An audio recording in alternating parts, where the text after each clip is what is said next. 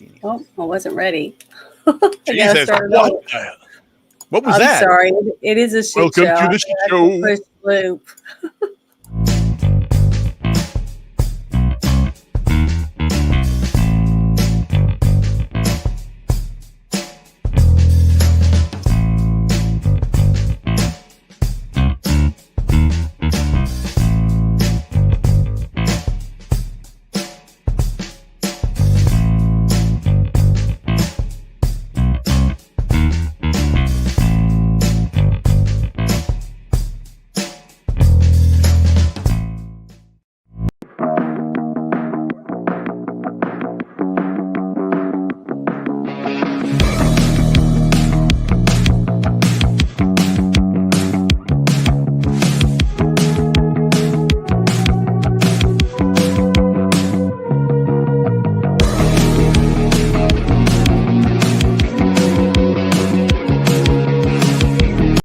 The opinions you're about to hear on this show are strictly those of the panel.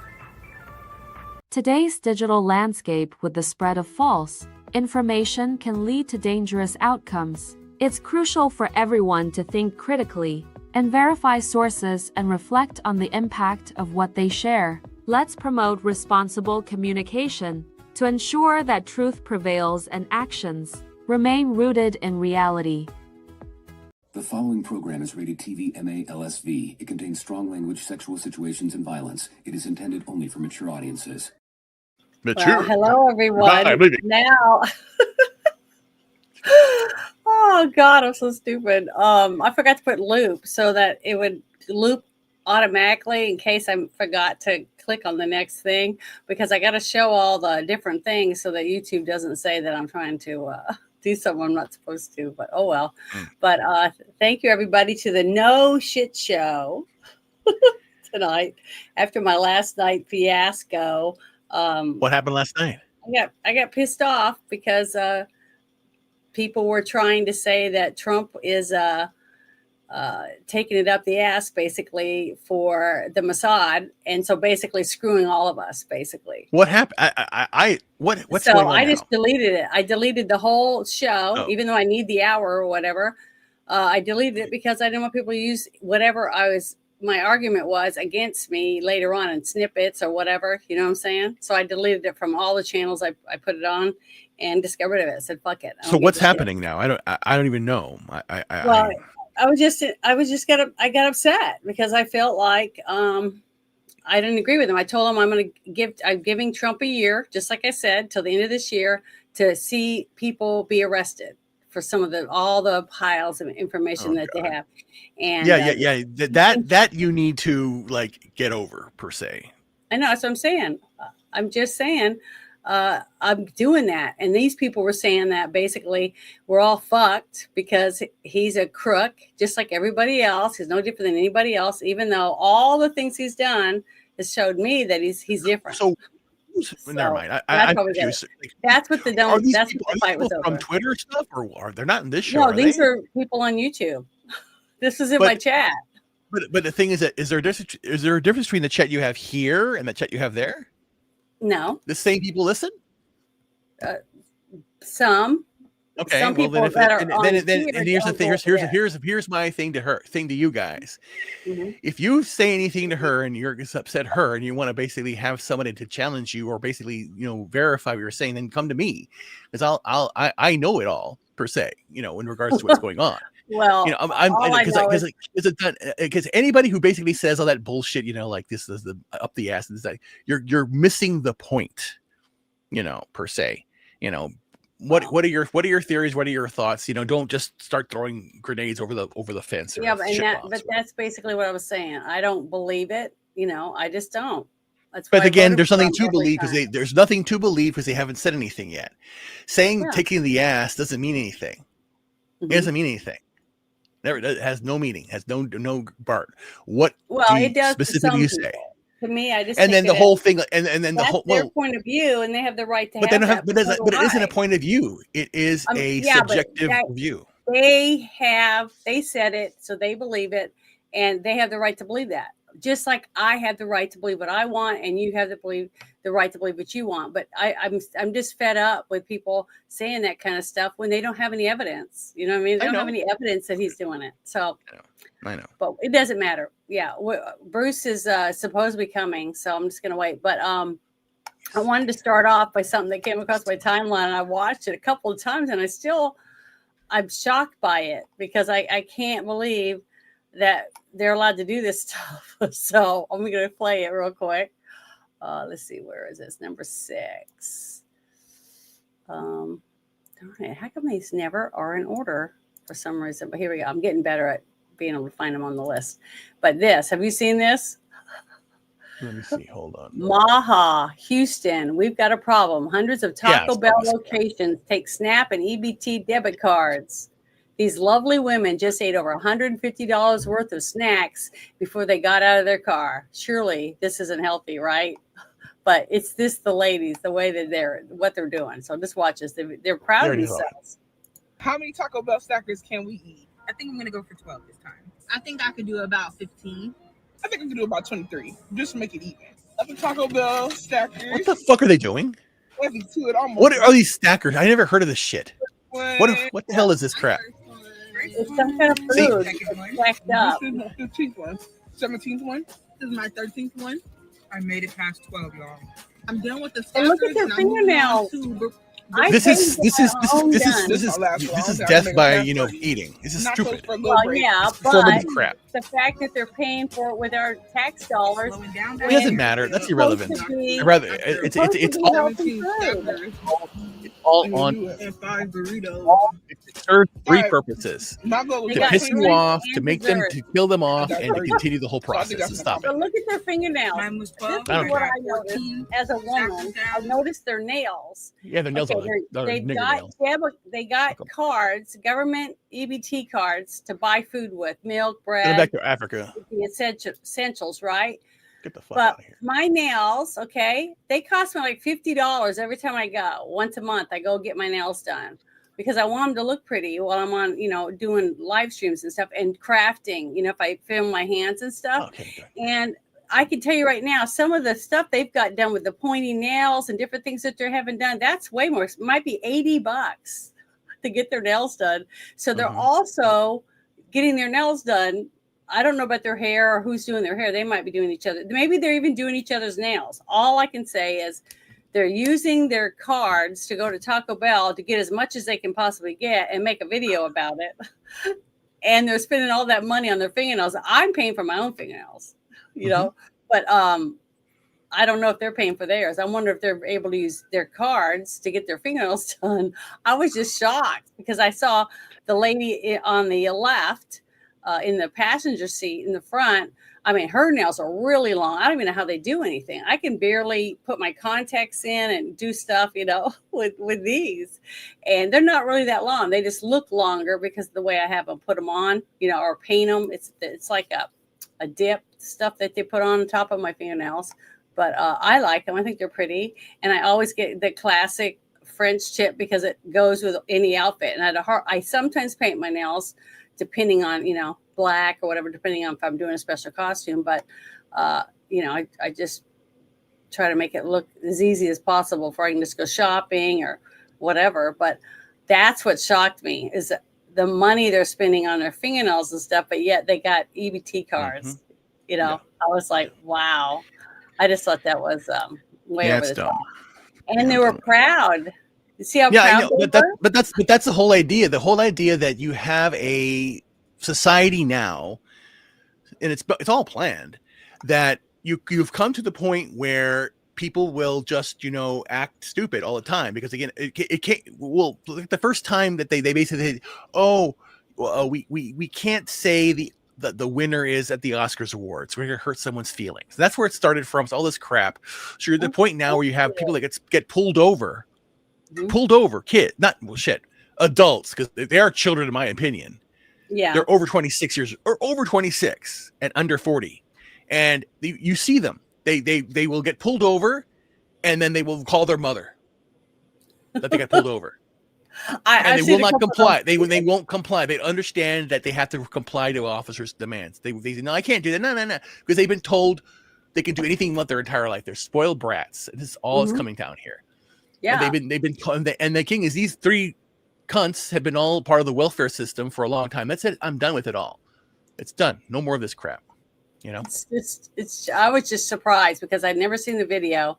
And when I saw it, I did notice they were eating and whatever else. But when I saw the one go across there to show her food and I saw her nails, I went, holy shit, they're spending a fortune on their fingernails and they're getting EBT cards. I was just surprised because I don't know. I just think it's terrible when we have veterans that are homeless and people are being able to do that kind of shit. That's what pisses me off about it. If a person's got EBT and they get so much a month and they want to spend it all at Taco Bell, that's fine. As long as the kids are getting to eat and stuff like that, because usually the people I know that have that are doing it because they have kids. But to be able to use it, okay, well, there was one person I knew that got caught and they got arrested for it. And I don't know what the crime was, fraud or whatever. They were taking the items that they would get. You know, they got flour and sugar and milk and, you know, all kinds of stuff, cereal, bread, and they had and cheese and all that. And then they go out to the parking lot and there'd be like 4 other cars there and they'd sell it to other people. And they took bags and everything and bagged it up like it was doing a little grocery store. And I guess they knew that they were going to do it because they arrested them right there for selling that stuff, for ripping off the state or something. I don't know what they charged them with, but they did get arrested. And as far as I know, they don't have that anymore. They don't have the means to just, you know, get a card and go buy groceries anymore. I guess right. They're gonna start to get rid of all those people that have they're getting rid of people who are on Section 8 that are not citizens. You do the same thing with all the money, rid of all of that. Yeah, I think we showed that. What was it, last week or the week before? We were talking about him saying how they're trying to wean people off to get people to go out and get jobs when they're perfectly able to, instead of just living off the government. So I thought that was pretty good. But this next thing I thought was pretty good when I saw it come up with Jesse, because I like the 5. I don't know if you guys ever watched that, but I thought this was pretty cool. So I'm going to play this for everybody. Warrior ethos is back. President Trump signing an executive order renaming the Department of Defense to its original title, the Department of War. We won the First World War. We won the Second World War. We won everything before that and in between. And then we decided to go woke and we changed the name to Department of Defense. So we're going Department of War. The War Department is going to fight decisively, not endless conflicts. It's going to fight to win, not to lose. Really, it has to do with winning. We should have won every war. We could have won every war, but we really chose to be very politically correct or wokey. And that warrior ethos was on full display in the Caribbean after U.S. forces obliterated a suspected drug smuggling vessel off the coast of Venezuela, a boat laden with deadly poison and headed straight for American shores. Secretary of War Pete Hegseth says this strike was not the end, it was the opening shot. Every boatload of any form of drug that poisons the American people is an imminent threat. And at the DOD, our job is to defeat imminent threats. A foreign terrorist organization poisoning your people with drugs coming from a drug cartel is no different than Al Qaeda. And they'll be treated as such as they were in international waters. We smoked a drug boat, and there's 11 narco terrorists at the bottom of the ocean. And yet the Democrats always have to reflexively oppose the president, even if it means siding with the narco terrorists. Kilmar Abrego Garcia's biggest fan, Senator Chris Van Hollen, is back at it. What this was an extrajudicial killing, pure and simple. It was illegal. It's alarming, it's unprecedented, and it's dangerous. And it's the latest example of how Trump continues to overextend and abuse military power. He keeps pushing the boundaries to places we've never been before. I guess it never surprised you where Democrats are go, what they'll defend or go after. But to the president's announcement a few moments ago, we all watched it live here on the Fox News channel. Now we're talking Department of War. Pete Hegseth, the Secretary of War. What do you think about all this, Jesse? Well, I'm jealous of Pete. I mean, he got a name upgrade. I got to change my show's name. Jesse Watters Primetime just doesn't cut it. Call it torture. Isn't that what your show's called? So I don't know if Truman is a woke guy. From what I understand, after World War II, they needed a standing army to have troops stationed in Asia and in Europe to kind of keep the peace and maintain a posture during the Cold War. So we used to just have the draft every time we went to war. So even though we weren't at war, it was still a Cold War, and we needed to defend our interests. So we consolidated the Army, Navy, Marines, and there you go. It was the Defense Department. But it's now the Department of War, and I think America's enemies are upset. You know who's really upset? Van Hollen. So that just came out today, and I'm sure Jessica saw it. The Democrats are really trying to reconnect with normal people. That was what it says. They've lost touch with normal people. Let me just explain how normal people think. When you see a video of a cocaine canoe get smoked out of the water by the U.S. military, normal people say, yeah, all right? We're like, smoke some narcos, goodbye, light them up, see you later. That's what normal people do. Normal people like to see the war on drugs fought as a war because it hasn't worked the way before. And a lot of people in America, normal people, have families that have lost people to drugs. So they see this canoe and they see a potential death coming. And we like to light this guy up. The Democrats see this and they call it an extrajudicial killing. Normal people don't talk like that. Normal people don't talk like extrajudicial. You know who talks like that? Lawyers. They have to stop sounding like lawyers. You sound weak. You sound wily. Lawyers are unpopular. Almost as unpopular as pollsters, Jessica. And when you contrast that with Trump, who's taking strong action, and you have a guy that's saying extrajudicial killing, it just makes you guys look pathetic and not normal. Jessica, to Jesse's point, I mean, are Democrats falling for the latest? Well, I'm going to stop for a second. One of the things I noticed when she was first speaking, she said alleged drug ship boat or whatever. It's little things like that Fox and these other news companies put in there, even though our government is telling them this was a drug boat. You know what I mean? So little things like that makes everybody go, what's going on? Hey, Bruce, what are you doing? I told you I sent you the link on X in your DM. Do I need to send it somewhere else? He's in the chat, so I'm going to wait and see if he says anything.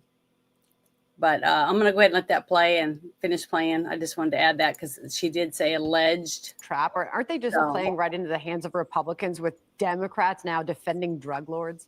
No, I don't see it that way. And I just want to, on the lawyer front, Jesse's always like, so embarrassing at the party of lawyers. If you guys had better lawyers, you would win more cases. We've won everything you at the lost Supreme Court. Literally every lawyer that showed up in court at the 2020 election that got one. left.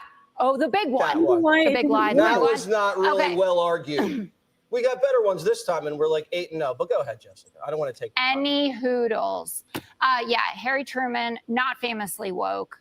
I should note a bunch of presidents that served our country, not Donald Trump, but Truman, Eisenhower, JFK, LBJ, Nixon, Ford, Carter, Reagan, H.W. Bush, all of them was just fine to call it the Department of Defense. You know who else calls it the Department of Defense? The people that Donald Trump are jealous of. The Chinese and the Russians also use that name.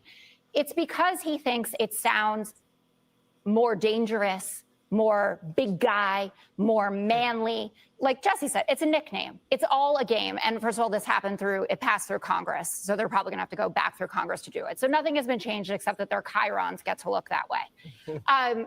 In terms of smoking the canoe with the drug lords on it, I don't know if it was extrajudicial. People have questions about how this happened, but our very own Jennifer Griffin was posting about the fact that now there are 8 Navy destroyers in the Caribbean, which certainly seems like we are going to war in that region. So typically the F-35s that are on there would be heading to Iran, for instance, to blow up a nuclear facility. What exactly? Well, I want to stop her for a second. It was, what was in it, like months and months ago when they announced there was going to be a war on the cartels. Didn't they say that? Yep. Okay, so why is it now a bad thing that our president is having our, our military take these people out that are still. You saw that, was it 2 weeks ago when we did the thing when they had that ship with all the mountain of money and drugs and everything was on the ship they were unloading? It was the biggest bust they've ever had. I think it was in Florida or whatever. It was just ginormous amount of stuff.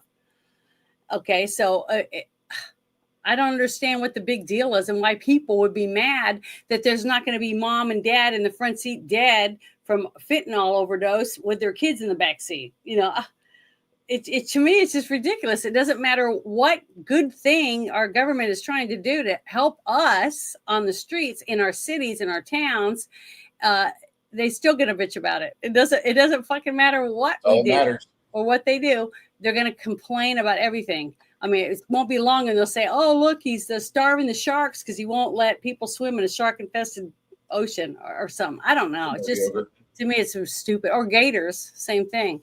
But thank you, Bruce. I'm sorry. I could have swore I sent it because I sent it when I thought I sent Ruben's. So it's like, what? That's why I sent you the thing. I put it in X, but I'm sorry. So sorry for the mess up. But all I did was show a bunch of ladies going to Taco Bell using their EBT card and buying $150 worth of Taco Bell. And I was talking about their nails, you know, because nails. How much? Don't you mean a bunch of daggers? Yeah, daggers, basically. So what did you say, Bruce? How much? I say with an I. I say the real world. I'm not an idiot. I want okay, $150 for the Taco Bell. So using that equation, they should have at least $20 or $27 worth of toilet paper. Oh yeah. Yeah, maybe for what they're eating, but they look like they really enjoyed it. I mean, they were happy. That's why they made a videotape about it and posted it. But I was just shocked that they could do that with your EBT card. But the fact that they got EBT when they got their nails, and I know how expensive it is because I scrimp to save money just to be able to get my nails done once a month. So because I like it, it's like my one. You know, besides, you know, taking bubble baths and stuff, it's like a pampering thing for myself, and I like it, and I feel prettier when I have nice nails. Makes me want to wear jewelry. So I don't know. It's just like, it was pathetic. But I'm gonna go ahead and turn that off because basically that's what I was going to talk about. It's like we started a war on drugs many, many years ago. I remember when I was a little kid and they were talking about we have a war on drugs, 3 strikes and you go to prison and, you know, all this different stuff. And then, you know, each president, I guess, comes in and does their own thing. And now we got a president that's trying to do it this way because it's so massive now. You know what I mean? And all I do is write about it. What do you think about the big meme going around where Trump or the Justice Department is inquiring if they could make it illegal for trannies, for troons, to have guns? And I don't think that'll happen. I don't think it'll happen. One likes to wear, like if I wanted to wear a bow tie and a suit and everything like a guy, should I not be able to have a So gun? who reported on that? I don't know. Nobody's reported on it, but it's a meme right now. It's going around. I think Trump actually said those words, but that's a misinterpretation of the word or the process. Essentially, it's basically the same thing. There are some restrictions that people have already that states have already placed in regarding firearms. You can't have a firearm if you're mentally ill.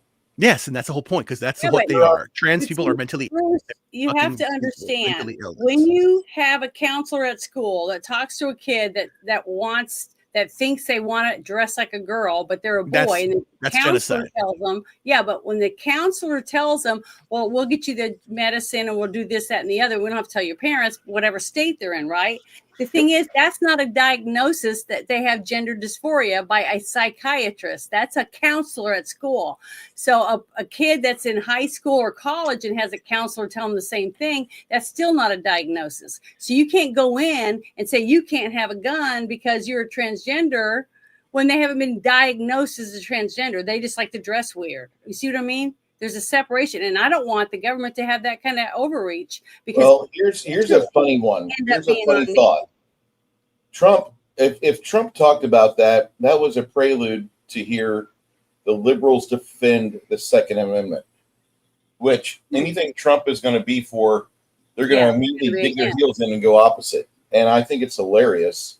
And that's exactly what he did with the whole other thing that we talked about last night when he made some of the comments that he made. And I said it worked.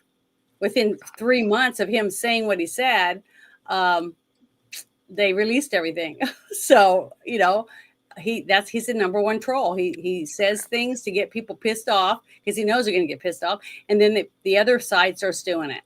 So it worked. So, you know, people should look at it a little bit differently. But And okay, Nerdy, what do you mean about Tennessee, buddy? where is it? Nerdy Ogre says, have you heard about Tennessee?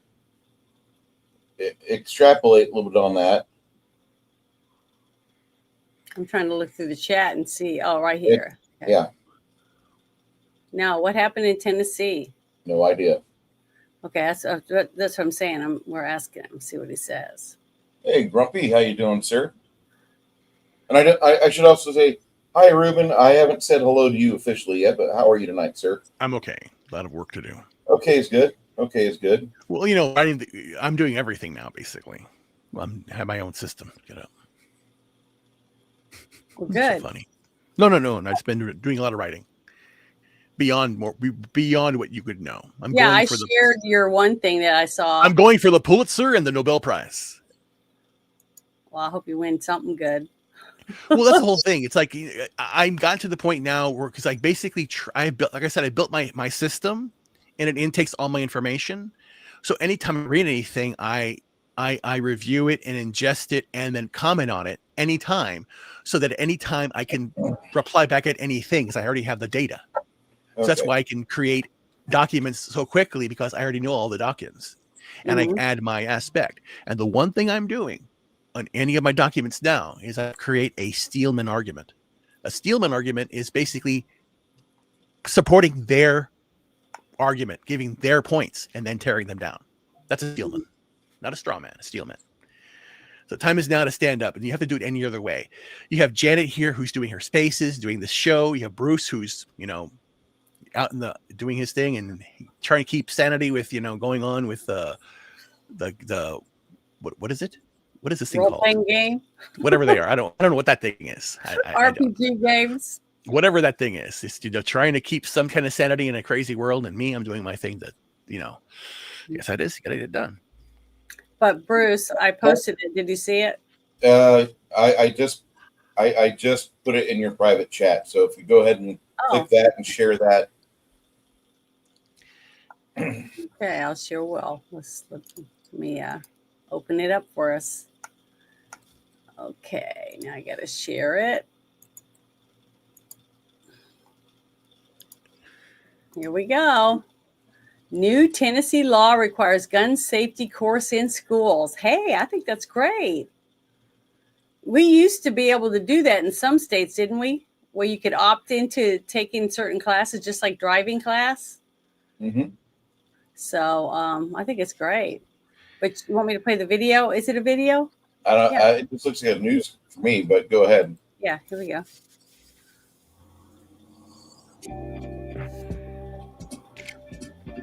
Oh, it's just music. Never mind. But I guess you can put this on your phone or something, and it tells you about it, the definitions and stuff for it. Golly, has all these safety things on here. Do you want to read it or? Go. I don't have it pulled up. I just. Okay, I'll read it. It says lawmakers are bringing a new course to all state classrooms this year for gun safety. Tennessee is the first state to pass a law requiring gun safety training in schools.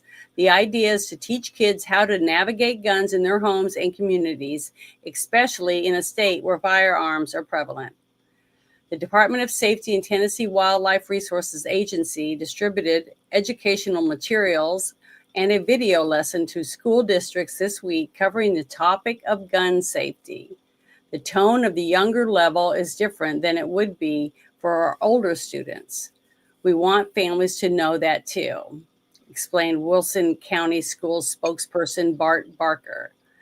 He says the educational video for K2, for example, will carefully introduce the danger of a firearm and encourage a student to avoid a gun, while high school grades will tackle responsibility and safe storage. See, that's great.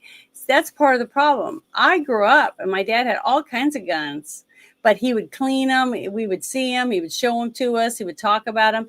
And then when we were a little older, he would take us shooting if we wanted and show us and help us and teach us, about guns. So we knew that it was, not safe. You know what I mean? We understood that there were weapons. If you could kill a squirrel, you could kill a person. We understood that. And if more kids understood, maybe more kids would know that, hey, when they're old enough, they'll want a gun for protection or whatever, but they'll understand that they're not toys, because so many kids are killed with guns that kids find because mom and dad hide it and don't talk to them about it, because this is a no-no. It's the forbidden, fruit, and they all want to go and look at it and show their friends or whatever else. So I just think it's terrible. It says sometimes having small children, when mom and dad can tell our kids something, it may resonate one way, but when their trusted SRO says it, they say, "Oh, that is an SRO." It can sound different. Yeah. So I think it's great. It says this could be a very important lesson, considering Tennessee saw 158 unintentional shootings by children between 2015 and 2023. That's according to data from Everytown. It says the Tennessee Department of Health backs that up, reporting Tennessee firearms-related deaths involving kids were much higher than the national average in recent years. And an accident is just a moment away, and you can think of whatever that looks like. This is all about prevention. So I think it's great. It talks about this other person who accidentally shot themselves or whatever, but I think it's great. You're going to have people that are going to bitch and moan about it, but I think it's great that they're teaching kids safety and responsibility in school about guns. So you get back to your page, I want you to highlight 6 Nations 31 Kings' last comment. Okay, well, I'm going to copy this real quick and share it in the chat. What the hell?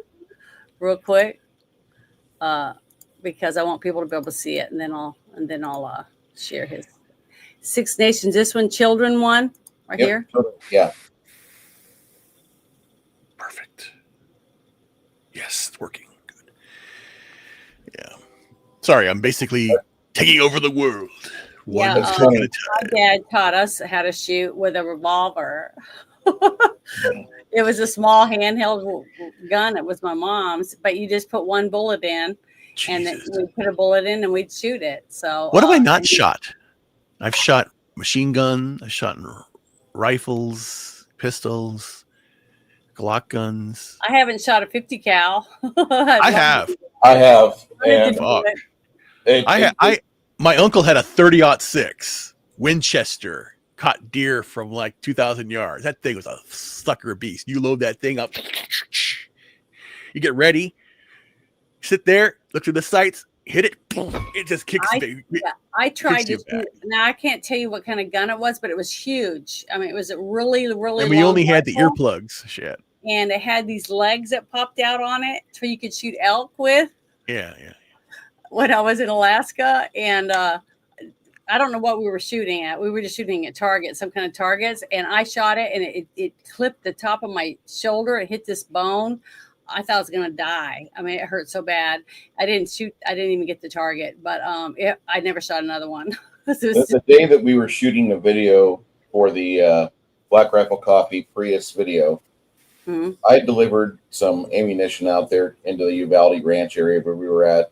And I was just hanging out because I needed to reset my hours. I had already done like 16 hours over the road, and I ignored the law, went over there, got safely parked, took a nap. Next morning, everybody starts arriving and start lifting the crates off the back of the truck. And here we are loading Vulcan ammo into this Prius that can top out at 7.5 miles per hour. And one of the guys there, he had a Browning, and it looked pretty familiar. And I asked him to just show me the mechanisms on it. and it looked pretty much a lot like the one that was crew served on the USS Defender, but this was more of a freestanding personnel rifle, and it had a hell of a kick to it. I wish I would have had like a tripod or something, but that was pretty badass being able to fire one of those. And they're like, "You like that? Oh, look at that truck driver. He's short as shit." And yeah, I'm only 5'6", so me holding that thing, I look like little Vasquez with a smart gun in Aliens, where she's dwarfed by the fucking gun that's on the gimbal mount. And I laughed, but then hung out for a few more hours. They shot more footage, and a lot of it went into the video for Black Rifle Coffee when they were cool. And then I packed my truck and left the ranch, and took about 2 hours to get back to San Antonio and parked it at a friend's house where it belonged. And that was pretty interesting. I'd done the training for 50 cal my last 6 months in the Navy. Right before we went overseas, I was trained to be on the 50 caliber, but I never got a chance to shoot it while I was Navy. So I had to wait till I was like 42, 43 to do that. Mm-hmm. Well, oh yeah, Six Nations, they're absolutely just a shitty car, but Black Rifle Coffee outfitted one with a Vulcan machine gun that they'd taken off of F-18, and the bullets were about as big as a beer bottle. It's fucking amazing. Just yeah, amazing weapon. there was supposed to be a thing in Vegas where you can go and you pay, where you can shoot different guns, you know, and 50 cal, and I was wanting to do it. It's expensive, but I never got a chance to go this last time because we had so many other things already planned. But I'm gonna do it. That's one place you can do it, and you don't have to buy it. See, I don't want to go somewhere and have to rent it and do all that stuff. When someone else, all I do is pay them, and they have everything ready, and you get to that's ear covers and everything. That's like most ranges around San Antonio. They already have the guns. You just got to buy the ammo that you're going to fire off through it. Mm-hmm. They charge you for that. Yeah. No rental fee, but you're paying retail for the ammo. Mm-hmm. Yeah. Well, you know, they got to make money, and I understand that. But the fact that they clean them, you know, they clean up everything, take care of it. Yeah. You know, I think it's great. But yeah, here's the next thing that I found. I thought was pretty interesting. Another good article about some of the good things that's happening in our country. 22,000 children found by Trump administration as Biden administration placed thousands of unaccompanied migrant children with sexual predators. And when they called for help, they were ignored. But I wanted to share this. Make sure it's turned up. Yeah, okay. Here we go. Troubling findings show thousands of migrant children were given to unvetted sponsors under President Biden. Fox News has an exclusive look at the federal team working to find them now. Brooke Taylor is live in Dallas. She's got the latest for us. Good morning, Brooke. Hi, Dana. Yeah, this team was created in March to fulfill one of President Trump's key campaign promises that he enlisted border czar Tom Homan with, which is to find the tens of thousands of unaccompanied minors who crossed the border and were ultimately lost in the system under the Biden administration. We found kids in very deplorable conditions, very dirty conditions. We found children who have been raped. We got exclusive access to the team operating from what they call the War Room in Washington, D.C. Working under the Department of Health and Human Services, the team is made up of volunteers from agencies like the FBI and Homeland Security investigations. The team is entirely data-driven. They're focused on analyzing records and addresses to track down where these minors ended up. More than 22,000 unaccompanied children have been found so far under this Trump administration. 27 of the minors were found dead, either murdered or by suicide, car accidents, or drug overdoses. And more than 400 sponsors have been arrested. We're talking about debt bondage, where children are being made to work off debt, trafficking debt. We're talking about children that were brought into situations and then treated like sexual slaves. In early 2021, record number of children became crossing the border. According to HHS, between 2021 to 2024, more than 470,000 unaccompanied children crossed into the United States. Records show that many of these children were released to sponsors under very lax vetting policies. What do you think people would be surprised of when it comes to the lack of screening? Well, under the last administration, there was a severe lack of screening. There was no DNA testing to see if there was a familial connection.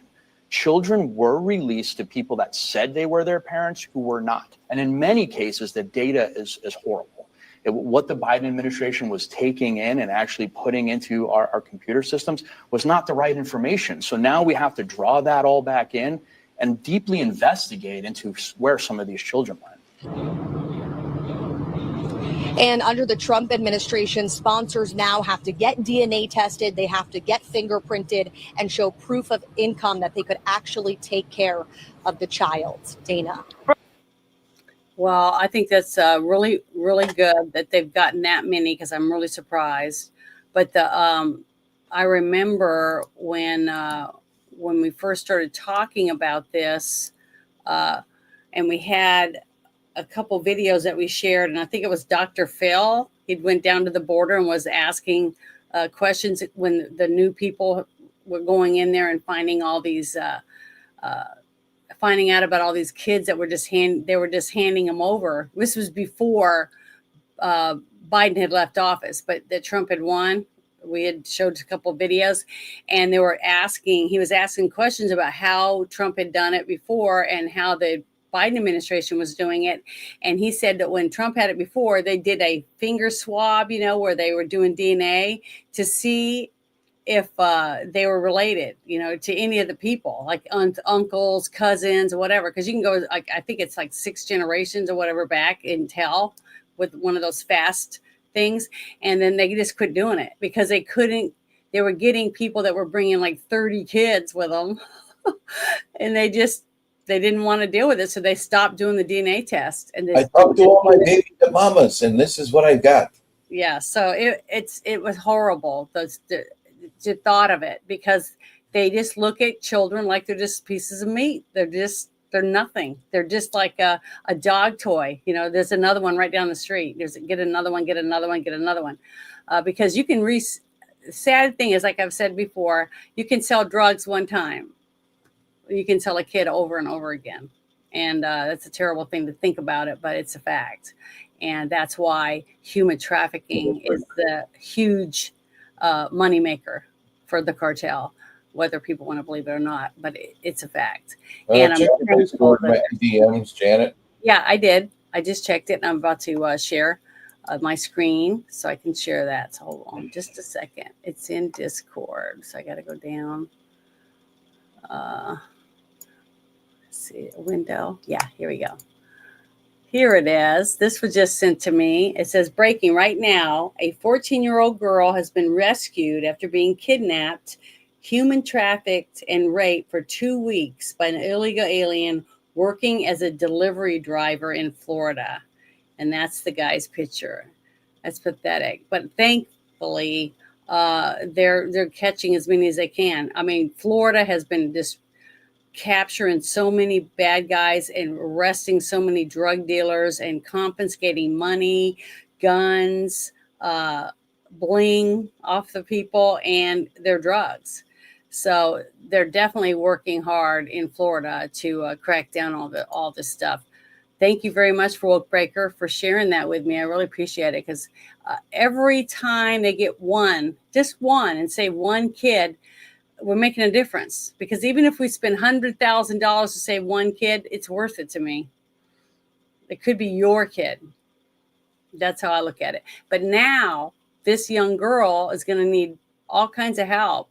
And that's another thing that I've heard people talking about for the administration, trying to set up more and more places for these people to get help in their states for, counseling, medical treatment, or whatever it is they might get, because they might have some kind of disease now.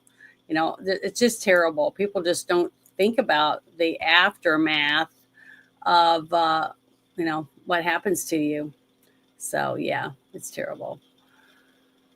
But let's see. Let me close that one and go to the next one I had. But thank you very much. I really appreciate it. Sorry, I was But busy. here is Taking over the world. Anyway. Let's see. Here's the next one that I think this is the one. Let me look real quick. Yeah, this is interesting. Now, I played this video a while back. I think it was when Biden was still president. And it was Glenn Beck, because I used to play a lot of Glenn Beck when I first started doing this. But this guy, it came across my timeline on my TikTok. So I saw it. So I thought, okay, I saw it again on X, and I thought I'm going to share it because it's facts. This is facts that came out by Glenn Beck like a while back, and it's resurfacing again. So I think it's important. I'm going to share it again because it's documents that he's got. Are you ready? This is 153 pages agreement between Moderna and the U.S. government. And it goes back to 2015. What? Jason, what was happening in 2015? Frankenstein coronavirus. That's right. The same time Dr. Barrick and Dr. Shi published their paper on the new Frankenstein coronavirus. In fact, let's skip down to page 104. It shows that the NIH and Moderna were collaborating with Dr. Barrick. Wow. His signature is on page 106 of the material transfer agreement. But let's get back up to the top of this specific agreement. The NIH appears to be transferring the mRNA tech to Dr. Barrick. But look what they want to make clear. Quote, mRNA coronavirus vaccine candidates developed and jointly owned by the NIAID and Moderna. I'm sorry. I mean, I've seen ulterior motives before, but usually you see them coming. Did you know that the government co-owns the vaccine? Oh, by the way, this is not part of the Trump's thing. This is not part of that. This is 2015. The same government that is now mandating its use owns the vaccine. But you see what he said? That's how old this video was, is because he said they're mandating it. Okay, so the government owns part of it, is a part owner of it, and they're mandating you have to get it, especially in the military. They were forcing the soldiers. Is that like mansplaining? Yeah, maybe. I don't know. But the thing is that that's somewhere else that I'm sure they're digging into right now. And at RFK, it's Robert Kennedy Jr. Yeah, he's digging into all this shit. So he's got mountains of shit that him and his people are trying to weed through and put up with all this rhetoric about how he's trying to kill kids and stuff because he's trying to stop the vaccines. I'm just like, because they're not going to get their take anymore. They're not going to get their little doohickey in their back pocket for their next vacation, and they'll pay for their hookers or whatever else they're going to use the money for. But I just think it's disgusting that they're willing to throw all of us under the bus because they're not going to get a check. And remember when we talked about way back when we first started too, that Trump was trying to get rid of lobbying while he was president? Remember the fit that they all threw, and it didn't pass. He wasn't able to get it. But why do we have to have lobbyists? Honestly. Why? I mean, why do we have them? Just to sell products to the government, right?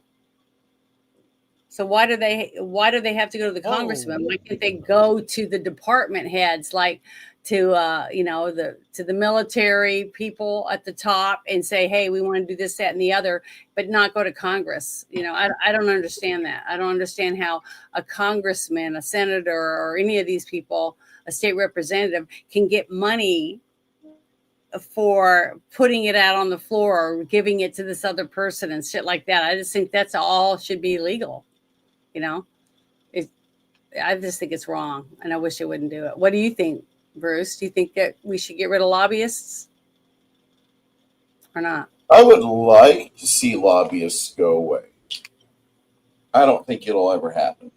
That's where you're going to see a lot of people stand up and be like, "You're not taking away my bread and butter," and that's the majority of Washington right there. Mm-hmm. Glad handing and shaking hands, exchanging thousands of dollars with each pump of the handshake. That's not going to happen. Yeah, it's terrible. And it sucks. It just provides us bullshit. I mean, it was worse not under Trump, or it was worse not with Trump, but with others. And Trump isn't really, like, in my opinion, he's not a uniparty person in the least bit. He's very much, he believes in MAGA. He loves America. We got the first president since Reagan that loves the country. Mm-hmm. And he wants to get it back to where it was when he was really profitable, 80s and 90s and early 2000s. But I don't see him having the power and the ability to do it because there's so many people standing in the way, and then you have all the activist judges that stand up, and you can't do that. I mean, they're going to try to shut down and get rid of all the inmates out of Alligator Alcatraz if the liberals have their way, which I think is bullshit. Oh, that reminds me. I got. Hold on. I got to go through all these real quick and see which one is the one. I found one about that. It's the governor of Florida. So hold on. Let me. What's the governor of Florida doing about Alligator Alcatraz? That's what I'm saying. I'm going to show you this. It's number 23. So hold on. Let me pull it up because when you brought that up, I said, here you go. Look at this. Okay, it says the breaking Alligator Alcatraz news. Governor Ron DeSantis. The mission continues to Alligator Alcatraz. The leftist judge and the MSM were wrong. So here we go. I want to share this with you. The mission continues on immigration enforcement. The media was giddy that somehow Alligator Alcatraz was, quote, shutting down. And we told them that wasn't true. There have been illegal aliens continuing to be there and being removed and returned to their home country. But they ran with the narrative because some leftist judge ruled implausibly that somehow Florida wasn't allowed to use our own property to help the federal government in this important mission because they didn't do an environmental impact statement. Well, we said we would fight that. We said the mission would continue. And I'm pleased to say that the 11th Circuit Court of Appeals has just stayed that ruling and stayed. So Alligator Alcatraz is, in fact, like we've always said, open for business. The mission continues, and we're going to continue leading the way when it comes to immigration enforcement. Perfect. The mission. So there you go. There's your answer for what you were talking about. And I think it's great. Did you know that already? No, I didn't. Well, good. When you were talking about it, I was like, oh, I remember this one. So I just had to get it. I'm going to copy this real quick and put it in the chat. Mission continues on immigration. Damn it. All right. Let me put that in the chat for everybody so you guys can share that. All right. So was there anything else you want to talk about with the Alligator Alcatraz? That was the main thing I was worried about. They were going to shut it down before we've had a chance to use it and say, look, the rest of the nation is safe while we keep these ne'er-do-wells away from the common man and woman.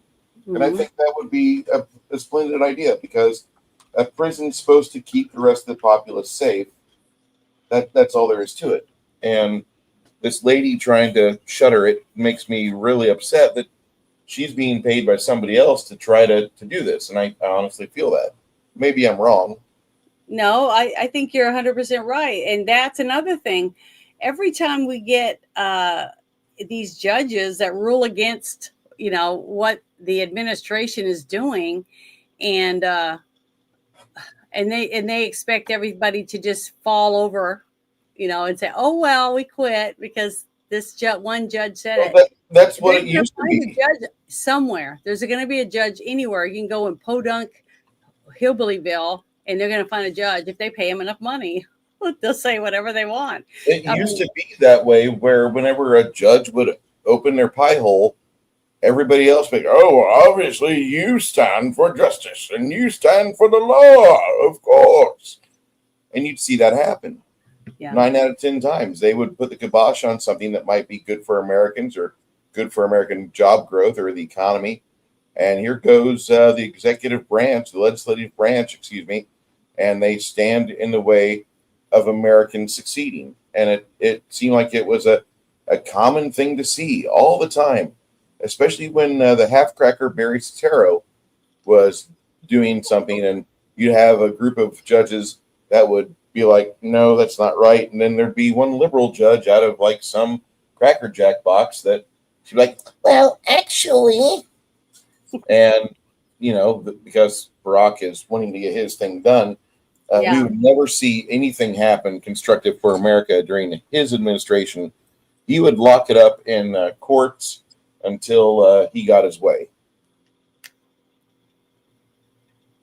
So, you guys want to say anything else about that whole thing? Ruben? No, good. Okay. All right. Because I didn't want to go on if somebody had something to say about it, anything else.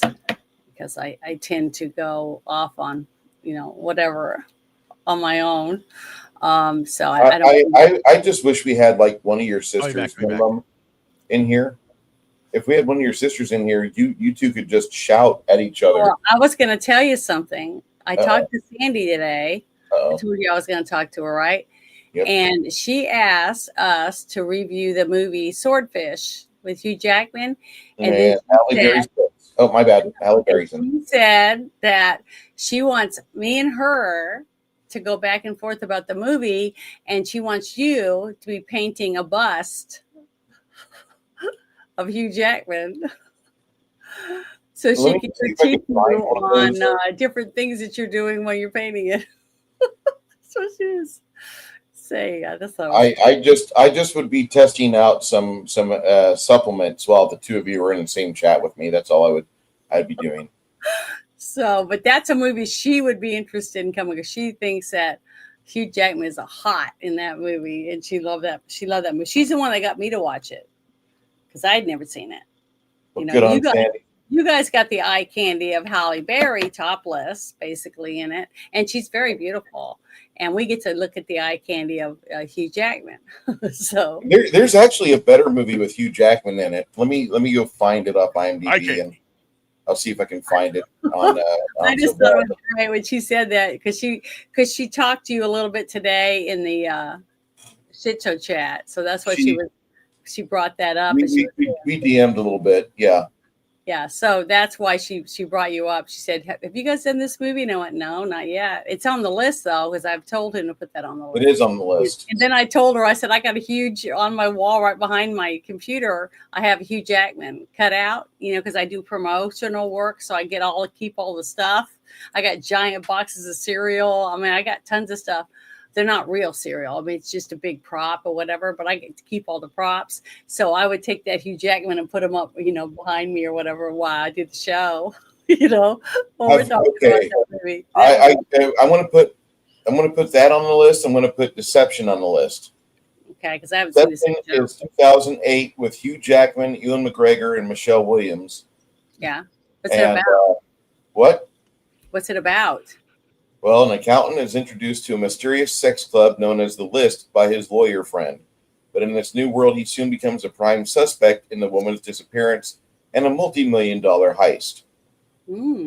Directed by Marcel Langenegger and written by Mark Bombeck. This has got a 6.0 rating on IMDb, and it has one of my favorite supporting cast members, Bruce Altman, who was the creepy son of a bitch in the movie Running Scared. Mm-hmm. Bruce Altman and his wife in Running Scared were kidnapping little kids and killing them, and then making snuff films. Mm-mm. I don't know if you remember that. Never heard of that. Yeah, you and I watched it, and you cried your eyes out because I don't remember it though. What was the name of it? It's called Running Scared. It has Paul Walker, oh shit. Hold on. Are you sure we reviewed it? Yep, we reviewed it the first year because I absolutely forced us to. Okay, Paul Walker. Cameron, Bright, Chaz, Palminteri. Go through your list because that just doesn't sound familiar to me. Hold on. I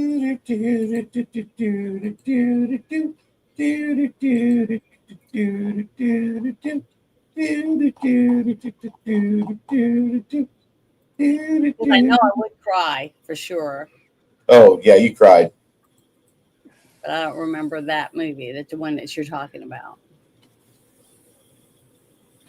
Yeah, Running Scared is one of my episode 31 was Running Scared. And we did that. That was before I aired it, right? Yeah. And that was That's probably from why I don't remember it because that's not on my timeline thing on my page. So, but yeah, I guess I'll have to watch that again or watch the trailer and that'll probably help me, remember. But okay, well, just let me know when Swordfish comes up and I will tell Sandy to make sure she marks it off the calendar. not a problem. So I don't know. With you and Sandy together. Oh my. Yeah, it'd be fun. We've done that a couple times, but it's just that, she doesn't normally. Sounds wrong. That she wants to do. But this right here, I thought was a pretty interesting tidbit of information. Right here, it says in a month or two, India will be on the table and say, sorry. They will try to make a deal with President Trump and it will be on Donald Trump's desk and how he will deal with it. So this whole thing about India being, taken off the list where we're not going to hire them anymore for like surveillance and other things that they do with the phones, I guess. Did you hear about that? Yeah. See, I had any type of deal or backing down to a lower rate with India? I would expect, like you saw it in Canada, right? The Carney got elected with this term elbows up, meaning let's fight with America. They put on retaliatory tariffs. They were all bravado. And what happened? Their GDP negative 1.6%, unemployment rocketing towards 8%. And what did Carney just do? He just finally dropped his retaliatory tariffs. So I think what happens is it's all bravado because you think it feels good to fight with the biggest client in the world. But eventually your businesses are going to say, you've got to stop this and go make your deal with America. So I think, yes, in a month or 2 months, I think India is going to be at the table and they're going to say they're sorry and they're going to try to make a deal with Donald Trump. And it will be on Donald Trump's desk how he wants to deal with Modi. And we leave that to him. That's why he's the president. Speaking of making a deal. Any type of deal. So did you know about that, Bruce? Yep. Okay, I didn't. But I And also what's the saw, point? We're still waiting right now? I guess we're still waiting Well, for that's them fine. to That's come fine. to the table. That's The good. thing, the But thing is I heard that Trump is like stopping jobs or something for India. Have you guys seen that? I was looking for an article about it before the show, and I didn't see anything. Well, there are a few things that are true. Number one, recently there were a lot of people that were taking money from India to support media in the media, and that's again, right or wrong. People do that. They get paid to sponsor. They get paid to say things. Whatever. It is what it is. Is it right or wrong? Yeah. Deal with that. Then the idea that we have in India. India has a tiered caste system still. And they are being used by that system's like slavery uses it. You have these tech sweatshops that people run, and they lowball them. So to have a deal with India, if there's any stipulation of having H-1B visas or any type of things like that, then that's a problem. All of the thing is that and here's the bottom line for the American people. If I call help service desk, just like if I want to make America great again, I want to go out and buy American product. I go out and buy American product. If I have a problem with it, I call customer service. I don't want to hear, thank you, come again. I want to hear an American citizen talking. So in America here now, that's what you want to do. So if the thing here with Trump, which gets me upset, is everybody's calling the shots. It's like a baseball game, and he throws a knuckleball and going, oh, he screwed up. The game hasn't even started yet. Let the scene play out. Everything is a negotiation and a tactic. And I know it's in business. If you all don't know it, there are shows out there. I don't watch television.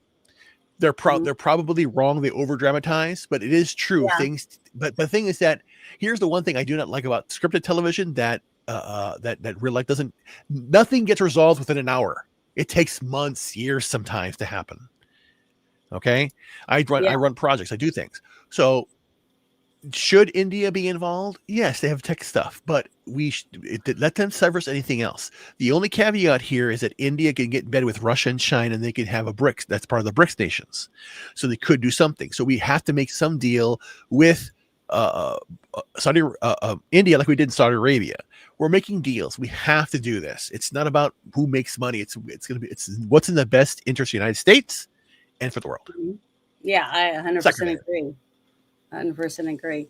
I just got a message in the chat from Hardwiki that he's sent me something in my email. So while you were talking, I went and got it, and I'm going to pull it up. Go ahead and play it for everybody because it is hilarious. I love Kennedy. He's one of my favorite senators of all time. Oh, is this the one with the alien in it? Yeah, okay. It's hilarious, and I'm not speaking about Alien from Wetback, Alien from the movie Alien. Yeah, it's just I'm surprised that he didn't get demonetized from the Senate for having that alien on screen for minutes on end. I mean, oh my God. It didn't move. It didn't move. It was just a still, and they were like, "Oh my God!" Wait a minute. So you're saying if you put a still of an alien in here, you'll get screwed up? No, I don't think so. I mean, I don't think we'll get in trouble for a still. And they'll get upset. You can make it. I want to see this. But what's funny, what I want everyone to pay attention to is pay attention to his aide. That's help. Oh my God, this aide is classic. To put the picture up, hand him papers, to aid him, in whatever he needs at the time. And this guy does not get paid enough money. I'm telling you, he is so funny. So just watch this poor guy right here. He just kills me. But I love Kennedy and the way he is so dramatic about sharing information that's going on. But yeah, I love this. I love this video. Mr. President, this is a photograph of the alien from the movie Alien. This is what you could end up looking like if you eat some of the raw frozen shrimp being sent to the United States by other countries.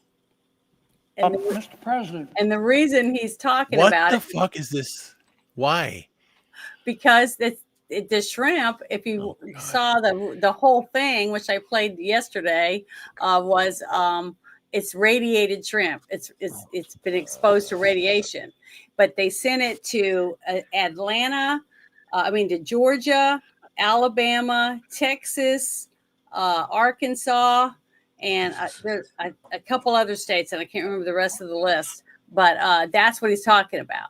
And he's talking about in our country, when we get the stuff, it's checked, before it's sent, taken off the docks, whatever. It's checked to see if it's, contaminated and things like that. But in other countries, they just put it on the ship and send it to us. They don't check for any of that shit. So I don't know. I just think it was funny because he was trying to get people to actually pay attention. He's trying to get people to notice it, which it made me notice when I saw his visual aids and stuff. But you can tell. God, our founding fathers are weeping right now. Yeah, look at his aid. It's just like, oh my God, I hate my job. I hate my life. But I just think I hope he's getting paid well. I mean, do they get paid? They get paid, right? Well, yeah, they're not interns or whatever. He's his aide. I would think the correctional aides get paid. Yeah, so I was like, thank goodness, because he deserves it. But I would volunteer to work a day for him and be his aide for one day, just to be able to do that right there. Just sit there and put his papers up or sharpen his pencils or whatever. I just think it's hilarious, and he makes me laugh. I just like him. I think he's a great guy. I'll be back. He reminds me of an old school senator, which he is, but he has such just a charm about him that it's hard to not like him. He's real, and he seems like it's coming from the heart. I mean, he may be just you know, because I'm a softie for falling for everybody, you know, thinking that everybody's great and everybody's going to do good things for whoo-hoo America, because I'm a woman for one, and I get emotional about it. And plus I'm an Air Force brat. So I'm very gullible to believe anybody that's I think is patriotic. And look, I'm a dumbass because see, I even keep a flag, an American flag on my desk. So there you go. For all the haters out there that think I'm stupid and don't know what I'm talking about. But, you know, I can't help it. This is who I am. And I love my country and I want to support people that I believe loves this country too. And that's my point of view. And I have the right to have that. That's right. Okay. So I have to go. Oh, you do? Well, Okay. the reason I have to go is because someone's sick, and it's always that case. Basically, this is the situation I'm in right now. But the most important thing here is do something with your life. Very important. Okay, that's what I'm doing. But do me a favor, everybody. Big things are coming. I can't talk about them now. I'm probably rarely going to do videos anymore unless it's interviews or something. So I'm doing a lot of writing. Essentially, I have so many things right now happening, probably 30 or more books, hundreds of other things are coming, things that are going to change the world. So I'm basically, I have been in technology my entire life. And what I see now, I'm doing things and going, and then I'm basically, what's going on, it's all part of a process. It's because my wife passed away in 2019. All my stuff went in storage. I finally got everything out of storage and I'm going through it. So now for the last week and a half, I've been going through my old papers that I haven't looked at in many years, scanning them all in, organizing them, and then putting things into action. So it's basically like, you know, finding a discovery of many things. So I'm doing it right now and big things are coming. I'm looking to, I will win a Pulitzer and a Nobel Prize. I said it here right now. Well, I want an autograph. Or more. And more. Before you get famous, I want an autograph. Yeah. That real cool picture that you have on X. Yeah. And basically, yeah. And I want it autographed personally to me. Yeah, and what I'm doing also is basically I'm coming up with a new way of writing, that's another thing I'm doing, a new way of writing, a new way of doing things, and I'm building a system so that I can automatically reply to anything at any time. You've seen it already. So I basically ingest in my own knowledge base everything that I know, and then when I review it, something I can record or talk about it to myself, and then put a document out detailing everything instantaneously. And it's going to become, I want to get it to where it's very, very quickly. Boom, boom, boom. Good. I'm doing it right now. And essentially the way I'm doing it, I'm telling it, because again, here's the one thing you all have to remember. When someone says ChatGPT, blah, blah, blah, that's web. You're using on your web, using on your phone. You can actually build it and keep it on a thumb drive. Because the actual data is what's so big, but the process is so small. So if the process is good and you want to know everything about your life and then feed into an AI, you can create your own that's basically a second you. It can be done. And heck, you could pull upon that. I'm actually going to write, I'm going to take old recipes and make a recipe book and give it out for free. It's basically like sharing. That's the whole idea. The whole idea here now with AI, the good side is, here's my grandmother's old recipe. I'm going to put a book out there and share it or sell it or whatever, or do that. People are doing it right now on TikTok and Instagram. You see that. The idea here is to, instead of looking at the negative, look at the positive. Look at the positive things you can do. Look at where you are right now. The one thing we have to remember here, regardless to all the problems we're dealing with right now, we're still in the most free country in the world. You see what's going on in the UK right now. Don't get me wrong. People right now are being screwed by the government. Okay.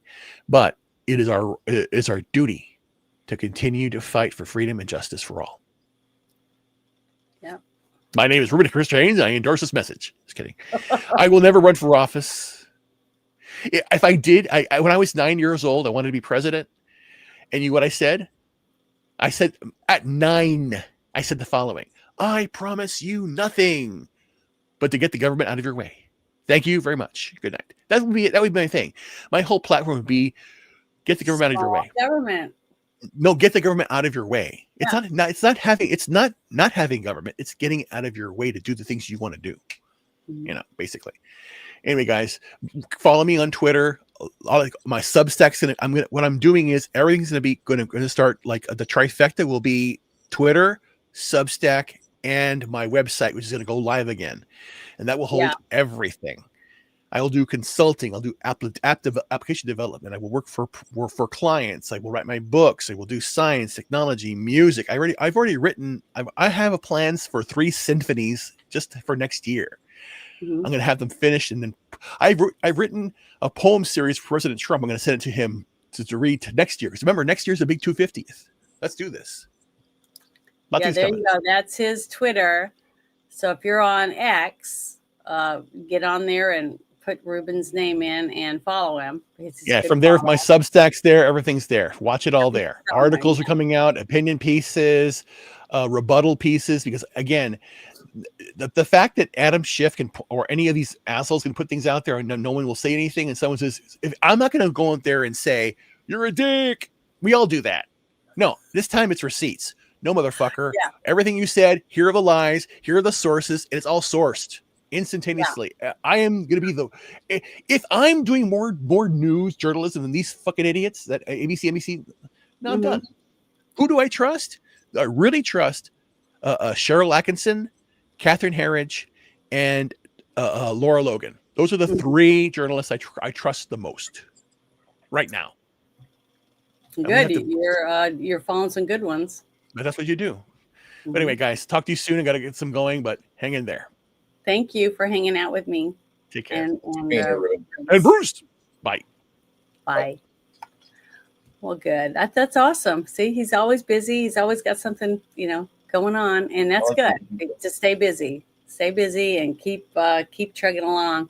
But I want to this next thing. I was like, wow, this is awesome, because I didn't know about it because I already said I don't watch the news, so I get most of my news and information from the different platforms that I'm on. And this I thought was so cool. It says the Trump administration just apprehended nearly 500 people during an immigration raid on a Hyundai site in Georgia. Have you seen this? No. Yeah, this is really good. This is what I'm saying. There's a lot of shit going down right now, every single day, behind the scenes that we don't know about. And we just have to be patient. Following a massive ICE raid at a Hyundai plant in Georgia, officials say roughly 450 undocumented migrants were apprehended. Now, Thursday's raid was carried out by multiple state and federal law enforcement agencies, including ICE, the FBI, and the Georgia State Patrol. I want to bring in CNN's Isabel Rosales, who's been monitoring this. So, Isabel, what is the latest this morning? Good morning. With more than 450 people apprehended, this marks what appears to be one of the largest ICE raids at a single site in the 22-year history of this agency. Now, here's what we know. This happened at the Hyundai Meta plant site. This is in Ella Belle, Georgia. This is just 25 miles or so west of Savannah. And according to the Associated Press, this raid stopped construction of this factory that's being built to produce batteries for electric vehicles. This same site, this same project, this was touted by Georgia's Governor Brian Kemp, who called it the largest economic development site in the state's history. Now, we have video that we're showing in pieces here of masked and armed agents there at the site, giving out orders while officers raided the facility. We can also see workers here in hard hats and vests. They were lined up as this was ongoing. On site was ICE, Georgia State Patrol, FBI, DEA, ATF.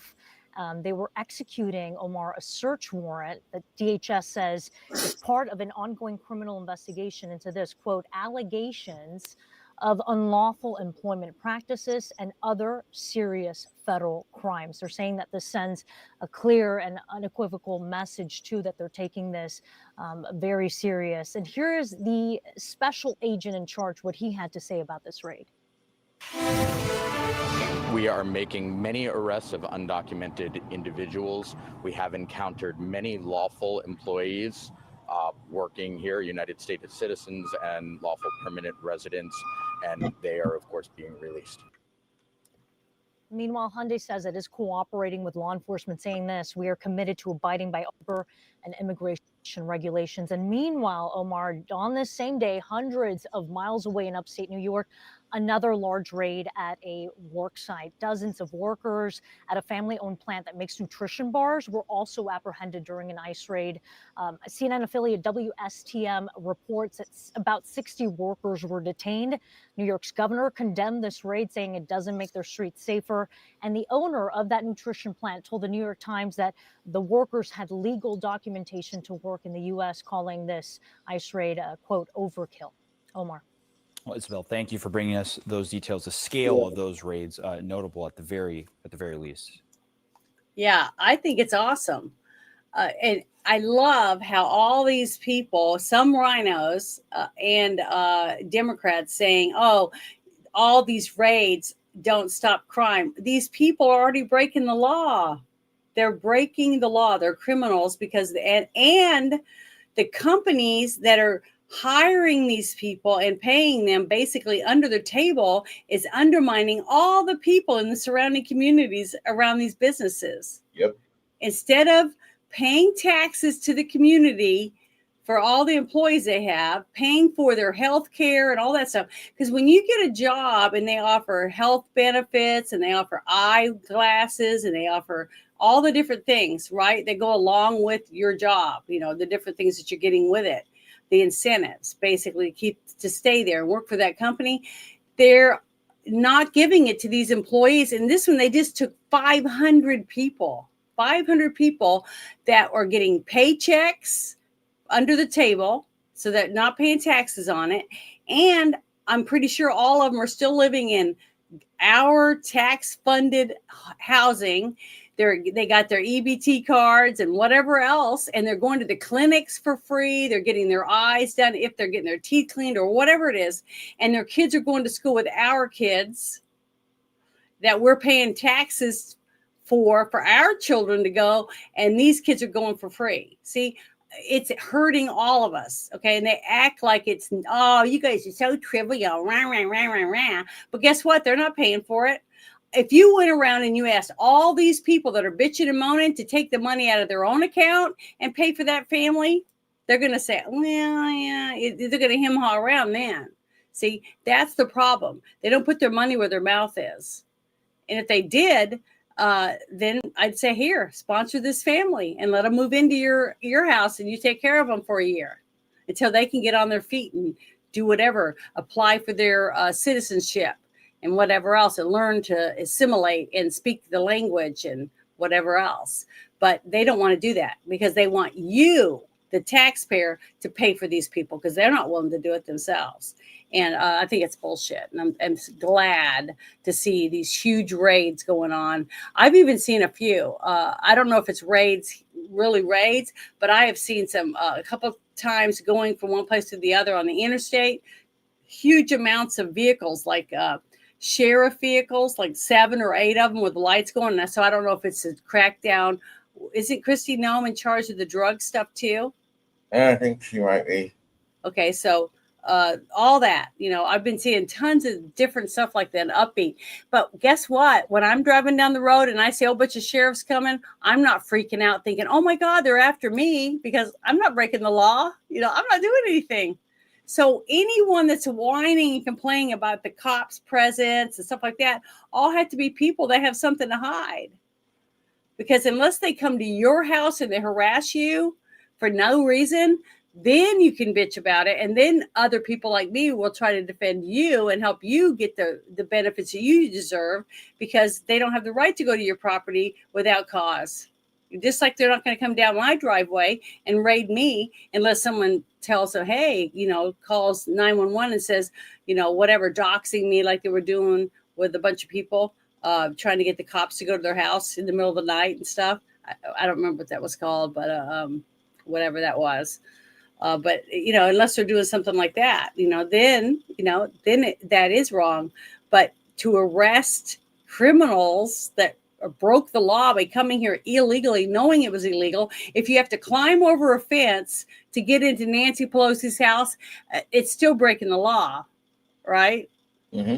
It doesn't matter whether it's Nancy Pelosi or Dick Durbin's house or Bill Clinton's house or my house. If they're climbing over the fence and they're busting a window or breaking a door down to get in, they're breaking the law. Just like you would be arrested if you did that to your neighbor down the street and busted their window, climbed in, went in there and started taking shit. You're breaking the law.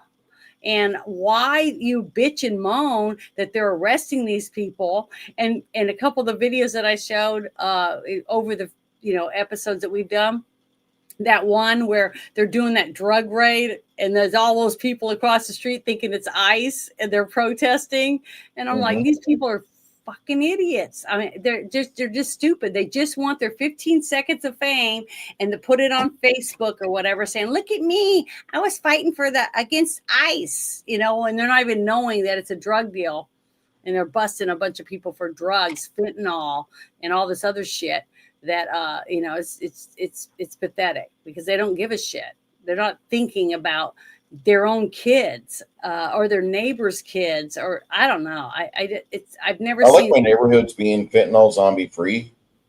Yeah, me too.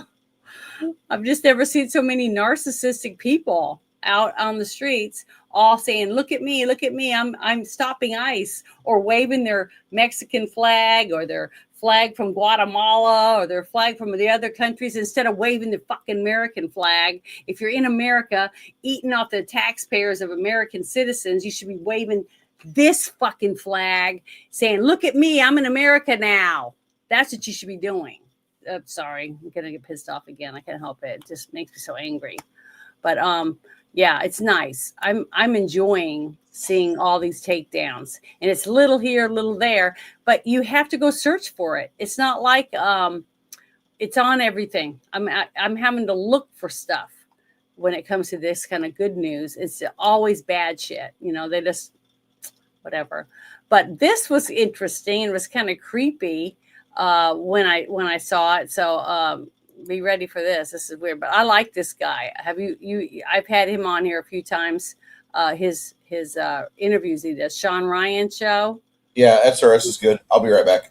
Okay, but this one he's talking to John Rich, and he's talking about the mark of the beast.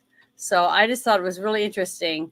And if I were you, I would go and look up Sean Ryan and try to get the rest of the different pieces, because you remember, this isn't the whole show. This is just a part of it. But this is the one I watched, and I thought it was pretty creepy. So here we go. It's almost 2 minutes long. So are you saying if you don't know what it is, you will step in the hole? Everybody line up and get your chip.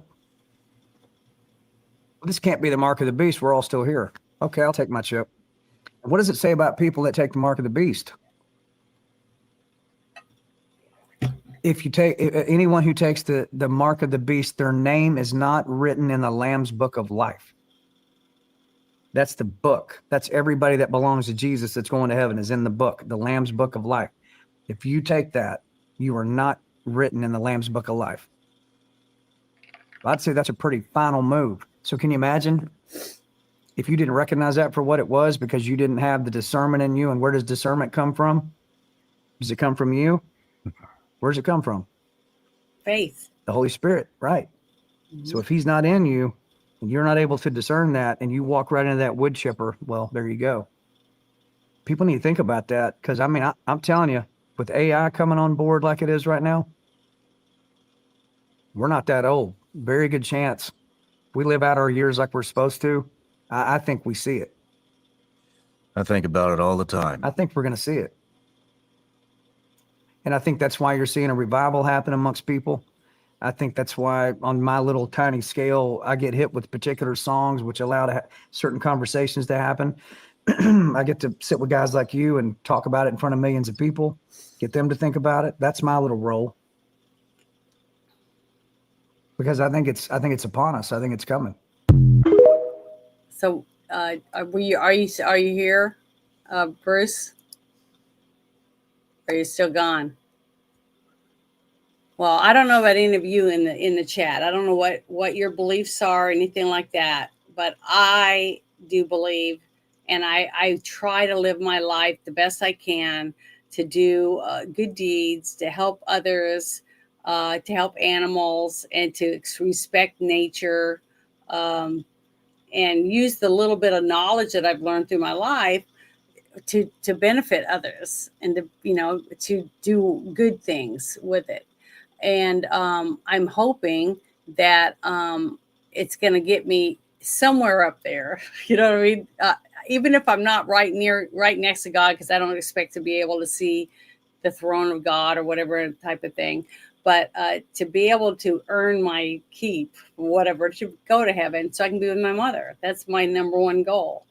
But whatever other people's choices are, even if they don't believe in anything, but they just want to live their life and do the good things for people, and see that certain people are just evil. They just, all they want to do is hurt others, take from everyone things that didn't work for, they didn't earn, and we want to see those people get justice. And so, like what Ruben said before he left, that all we can do is share information, try to make the best of things that we can, help others in our daily life. If you something happens and you can help them, like someone's broke down on the side of the road and you can help them change your tire, or or call to get somebody to come and help them, whatever we can do to help someone else. And if we see that there's an Amber Alert out, tell other people about it. Little things like that, which it only takes a few seconds to do, can make a huge difference in someone's life. Like I was talking about a young girl that Brandy from Shepherd's Watch was telling me about. She was with her parents at a football game in a big stadium type place, and she had been grounded because she had gotten in trouble, so they took her cell phone from her.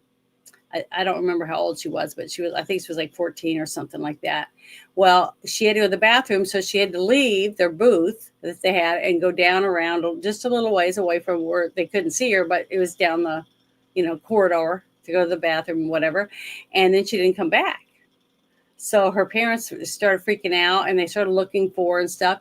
And finally, the security was able to look at the cameras, and they see a young woman, maybe I think college age, was talking to her, and they went outside and they got in a vehicle and they left. Well, they did find her, thank goodness, which is very rare. Once they're gone, usually when they're in a vehicle, you don't get them back. And Brandy had told me that she'd been sold 3 times in 24 hours.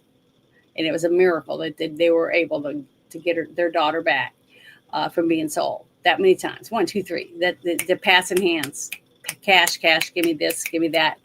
And I don't know what happened to her, why she was gone, but it's that fast. Okay, it's quick, it's fast, and you're not expecting it. And it's heartbreaking, but that's happening every day in our country, every single day. But because it wasn't your kid, you don't know it. You don't know what's happening. And unless something happens to somebody or you see it on the paper or the news in your local area, most people don't even pay attention to it. And just like I said earlier, you can sell drugs once, but you can sell a person multiple times, over and over and over and over again, for whatever the person is purchasing them for. And that's sad, because that's slavery, basically. Worse than slavery, because they're being tortured and who knows what else, and what damages that does to people. But we got a president that's trying to do something about it. He's got people under him that are trying to do something. They're trying to save these people. They're trying to get these people back. And once we do get them back, whether it's their body so that we can give them back to their families to bury and go home, okay, closure for the families, or they get their child back or their young adult and they're able to get them help, therapy, a real psychiatrist, things like that. That's important, because I'd want that for my family. I'd want that for my loved one or myself. I'm an emotional person anyway, so I can't even imagine what kind of help I'd have to have. I'd probably be one of the dead ones, basically. But You never know, but it's nice. Oh, you're back. Okay. Yeah, I was just waving hi to Tree Rock. Oh, hello. Yeah. Hi, everybody. Thank you for stopping in. I appreciate you guys. So Paul Masano runs the Sean Ryan show. His last name's Palmisano. Mm-hmm. He's a former Navy SEAL. He was involved with the Iraq War. He was involved with the operations in Afghanistan. He's pretty solid dude. Mm-hmm. Just I'm sure there's some things that he probably never wants to talk about or such, but he has a good podcast, and it'd be nice to see him hang out with the boys from Unsubscribed one of these days. But that's just me. Yeah, but did you get to hear any of what they were talking about? No, not yet. Okay, well, do you want me to play it again? Because it's not No. that long. No, it's good. Okay. Well, it's basically he was talking about how he believes that something with AI, whether it's a chip or something like that, could be the mark of the beast. I mean, he is a Christian. Yeah, I know, and that's what he's saying. He's thinking that he's seeing more of a revival going on again. That people are being reigniting because they're worried that in their lifetime that they're going to see that happen. That kind of thing's going to unfold. And if you're not in the right frame of mind, you're not going to realize that you're being sucked into something because you think, oh, it's convenient. Look at me. I can swipe my wrist and pay for my food or go to the movies. I can do all these things and I don't have to have a wallet or anything. See, little things like that. So, I thought it was an interesting point of view. Just like I said, I have a point of view and I verbalize it. You have a point of view and you verbalize it, and he's got one and he's getting to share it. And he just said, all of us sharing our small amount of information might help someone. And that's exactly what Ruben was saying when he left. And that is all we have. If that's the only thing you can do, because you're not rich, which I'm not, if I can do this and maybe get one person a week, hopefully, at least one, that sees something they never probably would have ever seen or heard about if they hadn't tuned in to watch us, right? So I feel like I'm doing something good. I think I'm doing something to help people because I don't watch the news myself. As I feel like I've been burned out by the news. I don't trust them.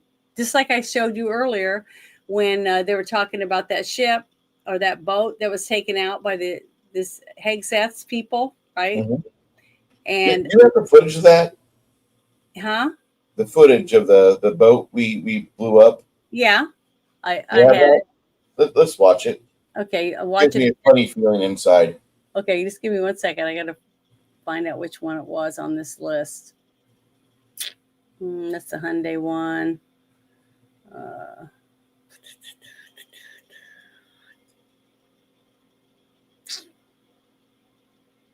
Sorry, give me a second. I think I went down farther because I think I went to it. Got it. Played it earlier, so just give me a second. Oh.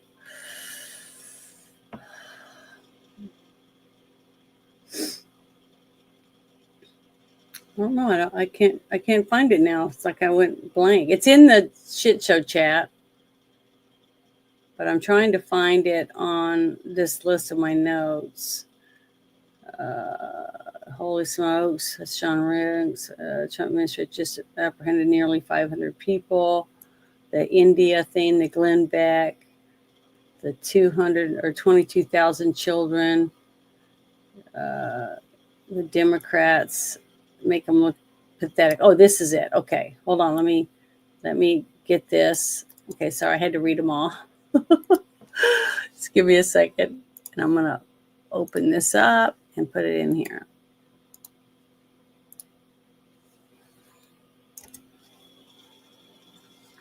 Okay, pause that.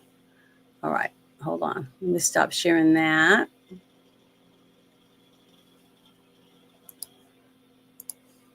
Okay, sorry guys, it takes me a few minutes to figure this out.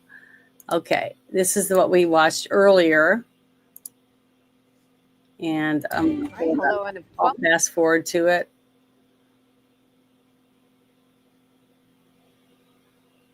Yeah, here we go. Ready? Politically correct or wokey.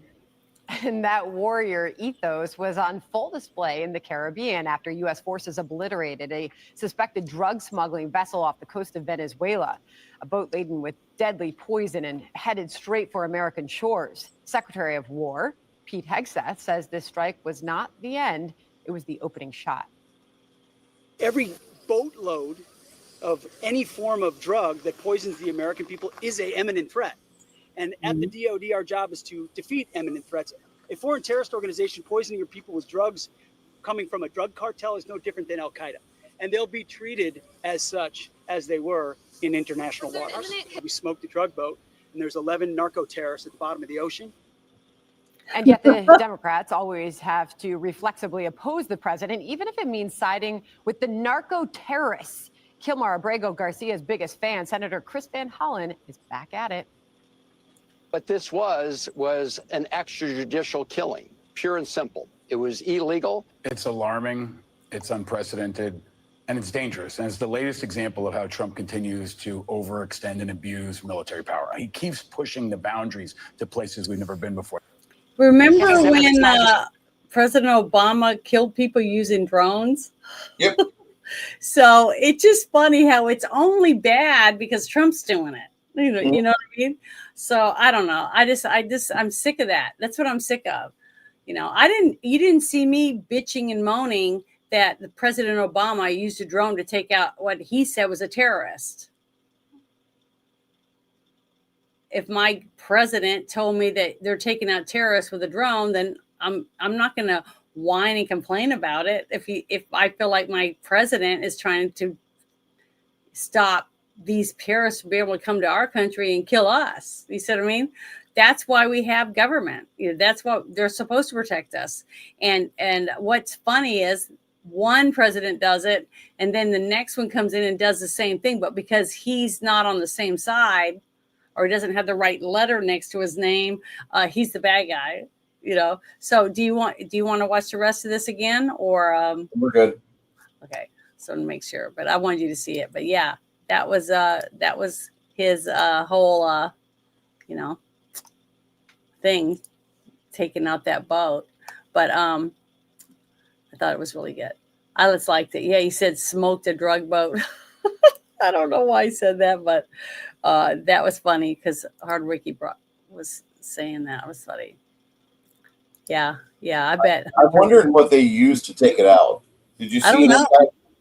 Did you see an impact, or in my head? No, it just exploded. It looks like directional energy was you focused on like some gasoline canisters or something. Well, it looked like when you saw the different visuals, of the boat, it looked like bunches of bags or of some type of bags in the middle, and then the people sitting on both ends.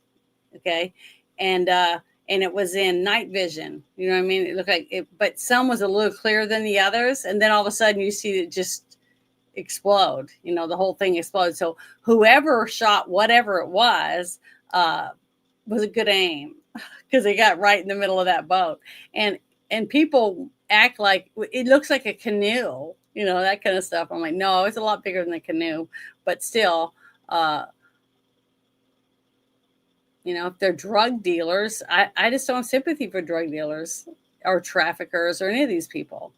If they wipe out, like the movie Sound of Freedom, when they went in there and they started taking out all those people, I don't have any problem with it. I just don't.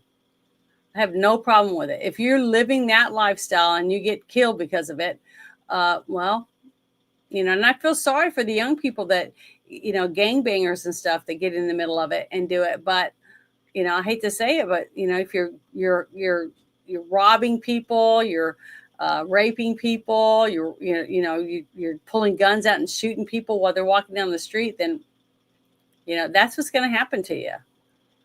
And that's common sense. That tells you if you mess with it, if you stick your finger in the lion cage enough times, you're going to get your finger bitten off. That's what happens.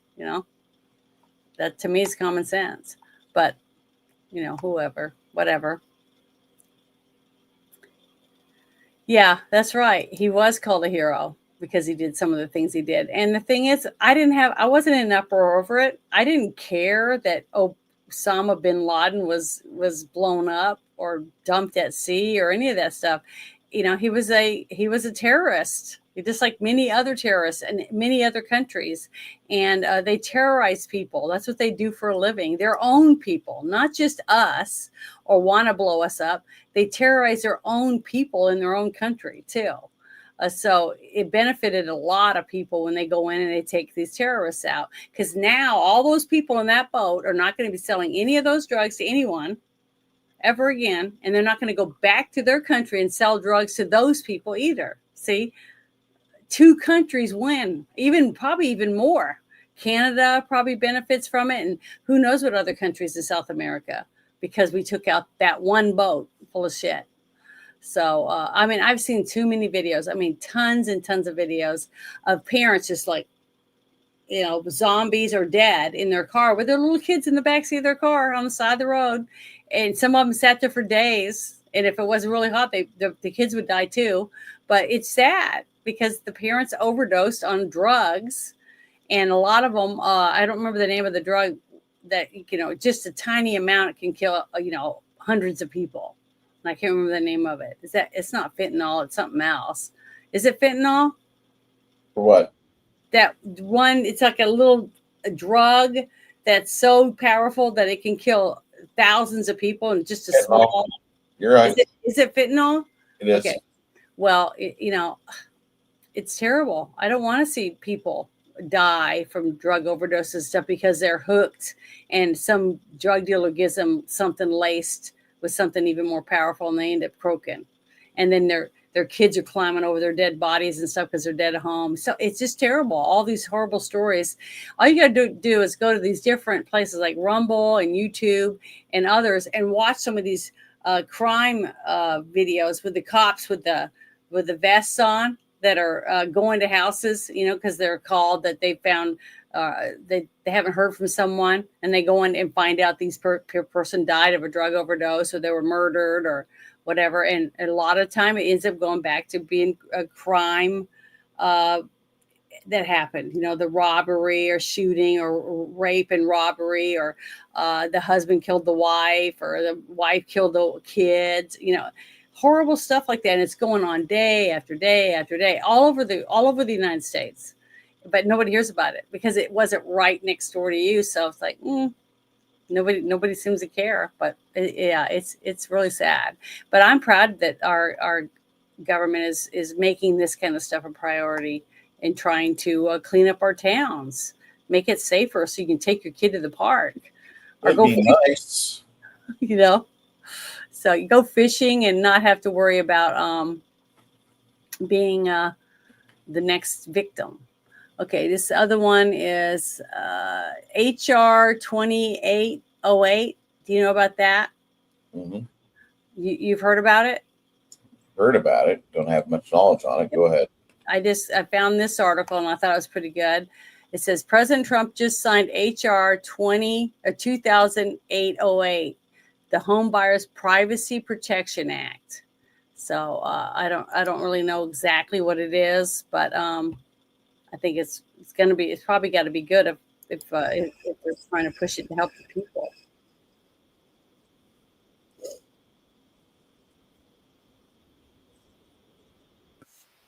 What's it say? What's it say, Janet? Oh, you can't hear it? No, I can't see it. Oh, I didn't. Oh, damn it. Share it, sweetheart. I know. I'm sorry. God. Okay. So guys, this is just sometimes the button doesn't click. Oh, I thought I clicked on it, but who knows? Here we go. I'm going to do it now. Tell me if you can see it. Now I can. Go ahead and boost that volume. Yeah. All right. It's up all the way.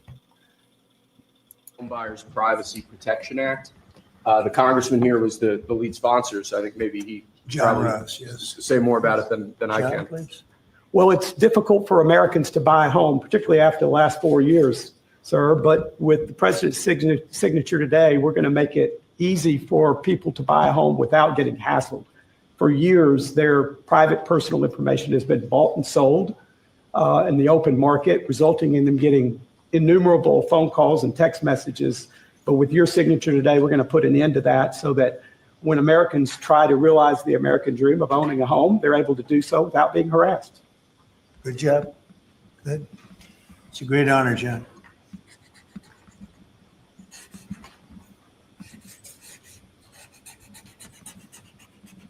Hey, Singardi, how you doing, buddy? Okay, there it is. And that's going to help a lot of the. I think that's awesome. Every little tiny thing that he's doing, the only sad thing that I feel about it is the fact that it's not a law. So the next person, like they did with Joe Biden, he sat there for days, either him or the auto pen, signing executive orders to undo all the executive orders that Trump had done before him. You know what I mean? So that's what's sad about it, is that we got Congress that just goes, who gives a shit? I want to keep my job, so I'm not going to make it a law, because then I can work on it next time when I say, oh, we're going to work on that. You know, we're not holding them accountable. Those are the ones that I'm wanting to say. They haven't even given us all our judges yet. Nope. You know, what the fuck are they doing? I mean, they're getting paid. They just got on vacation and shit. Get off your ass and get some of this shit done. I mean, it's almost been a whole fucking year. What do you really think, Janet? Huh? What do you really think? I'm just pissed off. I'm pissed off about it, because I feel like he's doing it. He's in his he's in his late 70s, right? And he's working 20 hours a day, it seems like. Traveling all over the United States and other countries and doing stuff for us. And we can't even get our people from our own states to get off their ass and get our judges in there, so that this kind of shit that you just had happen, these judges saying, oh, we don't want you blowing up a drug cartel. We don't want you sending any of these people to Alcatraz with alligators. You know, that's what they care about, because they care about those people more than they care about us. They don't care if they're spending our money for their vacation, as long as we just keep going to work. As long as we keep going to work and getting checks, putting more money into their wallet, they don't give a shit. So I don't know. I'm just tired of it. I'm just sick of this kind of shit. Get off your ass and do the job that we put you in office to do. You know, even look at Kennedy. I mean, he's trying to make a statement saying, hey, we need to make sure that there's a stronger, stiffer penalty to these people sending us radioactive shrimp and putting it in our stores. So where you go shopping and you're going to a store that you've been shopping at for 15 years, and then you go home and you all get sick because you all have radioactive poisoning because you ate shrimp that you bought at the local store that should have been made sure that it was safe. Right? Mm-hmm. That's what we pay these people for. But now you fed your whole family radioactive shrimp because some dumbass took probably swiped money under the table just to let the shit go through and not worry about checking it. You see what I mean? That's the bullshit. And until we start punishing these people, why do we have to pay taxes? Why do we have to work? Why do we have to do all this when they're not doing jack squat? That's what I don't understand. And why there's not more people bitching about that and said, I want to see the Epstein files. Let the victims get that shit straightened out. Let the victims get their retribution and let them have it. And then once that's done and they're not getting what they need, then help them get the names or whatever it is that they need.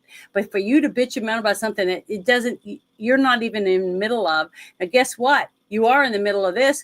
You might be the person that goes to Walmart or another grocery store and buy radioactive shrimp or some other tainted food simply because some lame ass at the dock didn't check anything and just let it go through because they're getting paid under the table.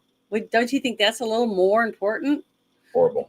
Having a name on a list when that girl doesn't have it yet? I just think it's stupid. It's just another way to be a keyboard warrior and bash people and hurt people's feelings just to make themselves feel bigger and more macho or whatever. I just think it's stupid. So, but there was something that you had put out. I think it was, let's see, is this one the one? Let me see. Yeah. The FBI reveals evidence collected during John Bolton's raid. Did you want to talk about that? You shared it in the shit show chat. Hold on, let me find it.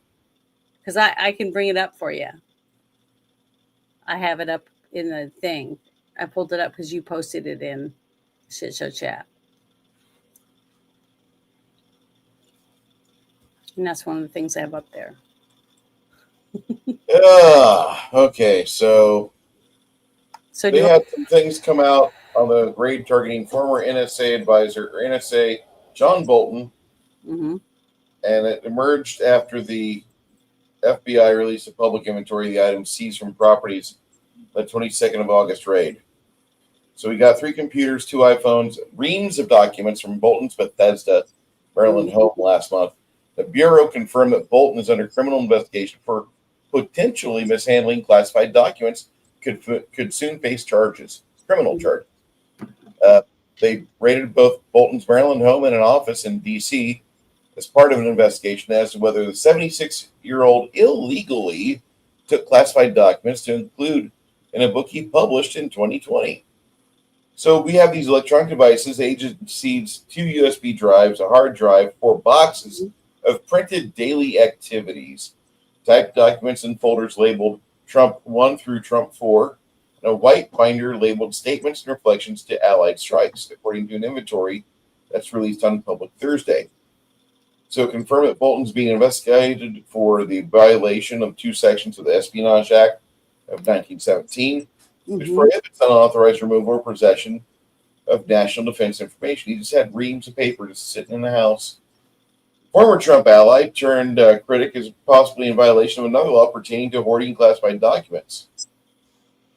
So all of these accusations against John Bolton came about in 2020 when the Trumps filed a lawsuit attempting to block the release of the book, The Room Where It Happened, a White House memoir.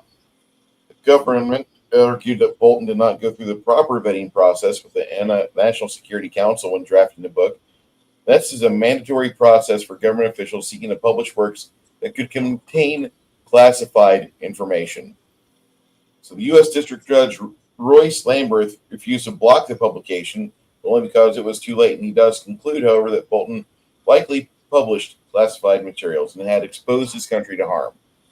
So this was dismissed by the Biden administration in 2021. They didn't want to hear it. Last week, the New York Times reports that U.S. was able to gather data from a spy service belonging to an adversarial nation indicating that John Bolton, during his tenure with the Trump administration in 2019, shared emails that may have contained classified information. They were sent to several people close to John Bolton through an unsecured server, not Hillary Clinton's, of course. Sources familiar with the investigation told the Times. Yeah.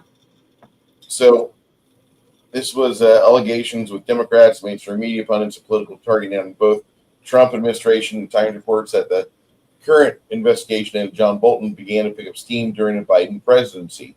The investigators also believe that documents allegedly taken by Bolton were accessed by an adversarial foreign government.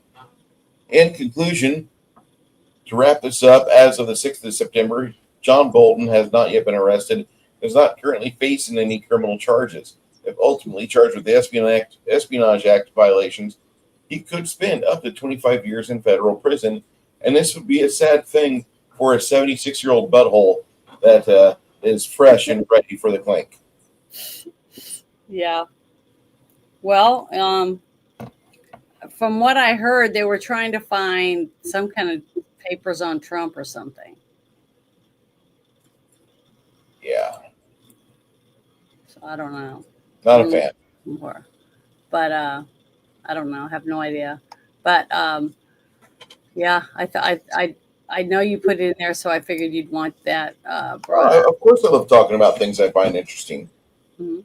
Have we talked about our autism and love of trains? No, Okay. but I do love trains myself. I grew up loving them. Don't But let me start. But do you have an article about that? No. Oh, I just love trains. well, I do too. I mean, I'm so happy we invented the train because the kids with autism, when the steam locomotives first come out, now they have a focus. Train, train, train, daddy train, daddy or train. squirrel. Yeah. But this was interesting. I thought it's a. I like Megyn Kelly. You like her too, right? I You like I some like of her her a lot stuff? more. I like her a lot more now that she's doing her own thing. Yeah. When she was with Fox, I feel that she was controlled opposition. Hmm. She Yeah, was, it seems like most people have left the other side. Like Glenn Beck. Remember, he was on. Glenn Beck was part of Fox, and he's doing Yeah, better but with he his own went thing. to Fox after he left whatever the other one he was on, MSNBC or He was NBC on or MSNBC, something. which was garbage. Yeah, and then he went to Fox, and then when he left Fox and he started his own, he said, "Oh, it's so nice to be able to tell the truth," you know. So I think it's great, and it's good to see that they're able to make a living, you know, after they left, because that's the one thing that I can tell you right now in the movie industry or modeling or any of those things, when you ruffle the wrong feathers and you leave, you know, you won't do it. They blackball you. They put your name on a list so no one will hire you. Unless you're doing like a podunk little, like, you know, like Arkansas. Kind of what happened to me. You know, Arkansas Comic-Con. I had this happen in the oil field because I got in a disagreement with a professional pole smoker for corporate, and I said, "You're just supposed to be in supply, and when I give you the list, you're supposed to go grab it for me or let me know when it's ready, and I'll come back and I'll pick it up. I won't give you disrespect, but I need you to do this at a quick step because there are people waiting on this, and I've done my part by giving you the list. You sit on your ass and you wait for people to offend you, then you pin an email to human resources because how dare somebody challenge your authority, you little fucking shrimp." And he got real upset. I said, "Oh, look, the diversity hire is upset. Motherfucker, we work in the oil industry. Go get this shit now." Well, about 3 trucks got dispatched out of Houston from the home office, and they started combing the state of Texas looking for my semi-truck, which should have had a tracking device on it, but it did not. And I did not fuck with one if it was previously installed. And that's what I'm going to say the rest of my life, because that's the truth. I never touched anything that was not my property. I always had things that were my property. I even informed our ex-state police guy that we had, that he was now our safety inspector. I said, we need to have these trucks tracked because there's trucks that are just missing from the fleets. And I said that to him. And then in 2015, they started doing detailed searches, and the Texas Rangers went to a private ranch, found 8 of our trucks, about a $250,000 worth of truck tires, and they found out that that equipment that had been hidden from the rest of the company was doing illegal fracking. And that's one of the reasons why C&J Energy Services is no longer around. You know, no relation to the fact our CEO was a fucking cokehead that was a functional addict. But anyway, that's just some things that, you know, happen. And this DEI hired got really pissed off at me, and they gave me a week suspension after I told them, "You can suck my fat dick. Guys, we work in the oil field. We're supposed to get shit done. Fuck off." And it was so fun to say that to someone in human resources. And they're like, "Well, we're gonna send you home for a week." I'm like, "Okay, bye." And I just left the truck parked there. "We need to get this back somewhere safe." "No, you put me on suspension." "What are you doing?" "Oh, I'm calling an Uber." And I took a trip back to my car. That was the same week my grandfather died, and I drove back to Illinois. And when I came back, they wanted to write me up again for just abandoning the truck about 6 miles away from one of our offices. And I'm like, "No, you guys gave me a suspension in the middle of the highway, basically." And so I parked it at the Shell station that was there, and you can, you know, go get bent. You know, you go party with your little diversity hire. Why don't you guys have a little gay porn session? Because that's what this seems like. You're defending him because he got his feelings hurt, and I'm here trying to deliver our necessary equipment. But go fuck yourself. And my boss, when he heard my side of the story, he'd be like, "Oh, I could see where that would come into play. Really could have used that stuff, but they suspended you." I'm like, "Yeah, that happens." Well, So they should have been smart enough to realize that they should have at least got you to come to the office. Yeah, you at least follow us back to company property. something. I mean, that And- was really stupid. And the thing is that I was hauling hazmat at the time, and am I supposed to abandon a truck? No. But when you tell me I'm suspended and no longer getting paid, I'm all right. Go fuck yourself. I guess I've been fired. You fired me. You essentially fired me because I cannot make money guarding and safeguarding this equipment. And dropped a pin for my boss, and he had to beg, bitch, and plead another guy to go off of his day off, find my truck, pre-trip it, and get it back to Midland. Not my fault. Not my circus. Not my monkeys. Well, I understand that. But I didn't mean to derail this. no, that's all right. That's great. It's good that people get to hear a little bit of you ranting instead of just me all the time. Me But, rant? No, never. Oh, baby girl, I love you, sweetheart. Aw. She's one of the You know, sweetest. of you guys. I'll click on it in a second. I already have this thing ready to pop up. This next thing with Megyn Kelly. I'm going to do that real quick. Before you get into this, don't play yet. Megyn Kelly did an interview within the last year on Jillian Michaels. Mm-hmm.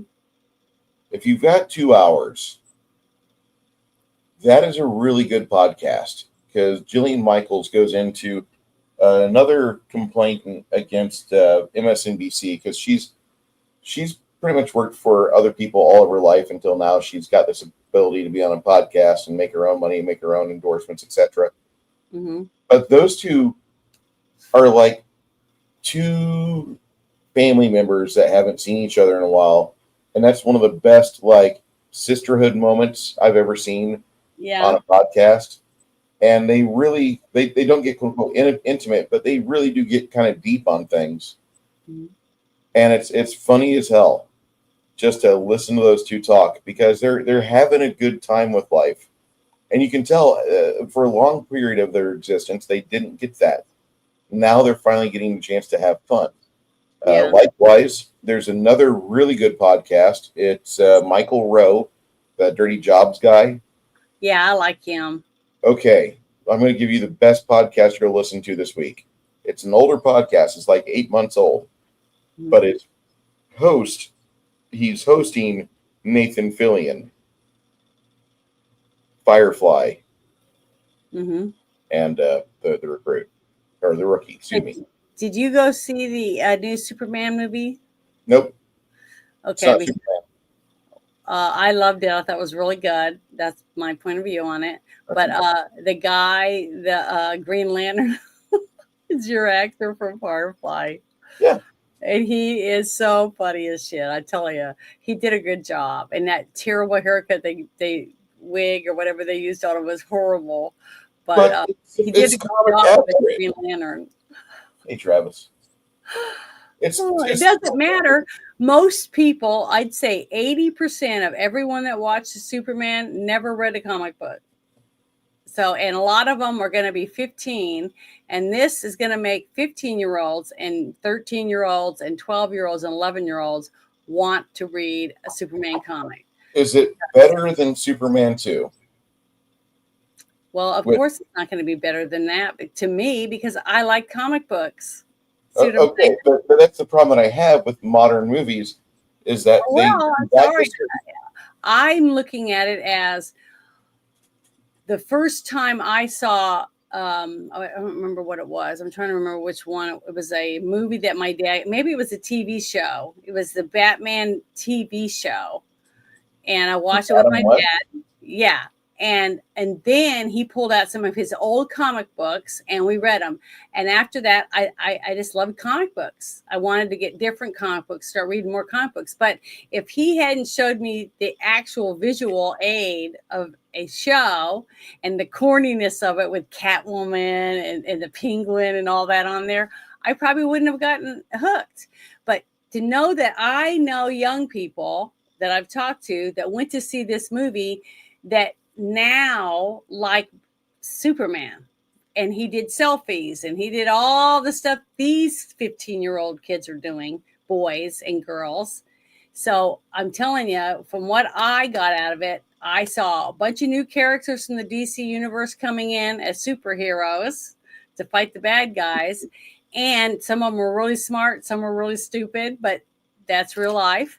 And the bad guy uses nanotechnology, all these things that we have right now that young 15-year-olds, 13-year-olds, and 12-year-olds and other ones that play video games and stuff see and hear every day on Snapchat, on all these different things, and they're doing selfies and shit. Okay. And then the nerd, which works for the newspaper, he gets the hot babe in the end. He's the winner. See, I just loved it. I thought it was really good. It updated Superman for today's young people who have never read a comic book. I'm telling you, I think Superman comic books are going to go up because I'm going to get more young people interested in finding out more about Superman and DC Comics. Who is the Green Lantern? Who is Hawk Girl? You see what I mean? That's what's going to happen. And I was surprised that it doesn't go up. We'll see. Well, every time I see Travis is he's a landowner. He doesn't have like a staff of people, but he's got expansive land. Mm-hmm. And when we talk, sometimes he says things that fire off memories. And he said earlier, about a minute or two ago, he says, I've been trying to reduce my fire fuels around the property. And I take that as he's clearing the land. He's getting rid of all the old dry brush. Mm-hmm. And it reminded me of in Magnificent Seven, when Yul Brynner goes up to Chuck Bronson. He's like, hey, are you any good with a pistol? And we could use some people. And Bronson initially kind of rebukes him as like, I'm just an eccentric millionaire. I just like to chop wood for a living. Mm-hmm. And it kind of made me laugh. We'll have to watch Magnificent Seven, the original and the remake in 2013. And Yojimbo, is it Yojimbo? The Akira Kurosawa film about the Seven Samurai. Samurai. We'll have to watch those three one of these days. Not all the same day, unless like I have another day off.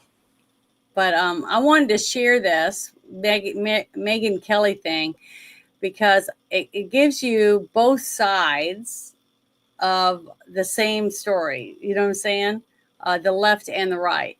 And I thought it was great. But the thing is that she goes to the defense of Hegseth because of the comments that these people are making about him in this story that you were about to watch with me. So just give me a second. I think it's really good. I don't know if you've seen it or not, but he writes Trump's pick for Secretary of Defense with this picture. Look at this of Pete. You see him there? Yeah. And she says, like, this is your Secretary of Defense visiting the 9/11 memorial in his underwear. The Pentagon has nothing to worry about. Our armed forces have longed to be led by a drunk rapist in his underwear. You should be sued, Denise Wheeler. I hope Tim Parlatore files a lawsuit against you today for calling him a drunk rapist. Mm-hmm. I really do. I hope you get sued today.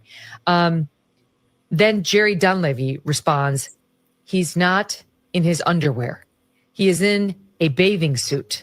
This image is from the end of the New York City SEAL swim across the Hudson River. The event raises money for the SEAL community, veterans, and their families. The legs of the swim end at the World Trade Center Memorial. You absolute fucking dumbass. I added the last part. She's got fire in her blood. I love her. I think she's great. And I'm glad that she's been unleashed and she can say what she feels. She's a blonde. I mean, I don't mind blondes. I just like kind of brunettes a little better. Well, the thing is, at the end when she says, you fucking dumbass, I just love that. That was to me, that was a great moment because she's defending him. Mm-hmm. Because people make comments on stuff they know nothing about. They don't even take the time to find out where these pictures came from before they bash him and say he's a rapist and all this shit and smear his name. Okay. And everybody that was at this event and saw it and the people that took these pictures knew the truth. But the person bashing him and talking about him didn't know shit. They didn't know a damn thing, but they're yap, and put people down and lie about them when they don't know squat. They only have this much evidence but they make the whole story up because I'm a keyboard warrior. I can say whatever the fuck I want because nobody can see me. See, I hate that. I absolutely hate people that do that shit. They're not willing to go on camera and say it and point the finger.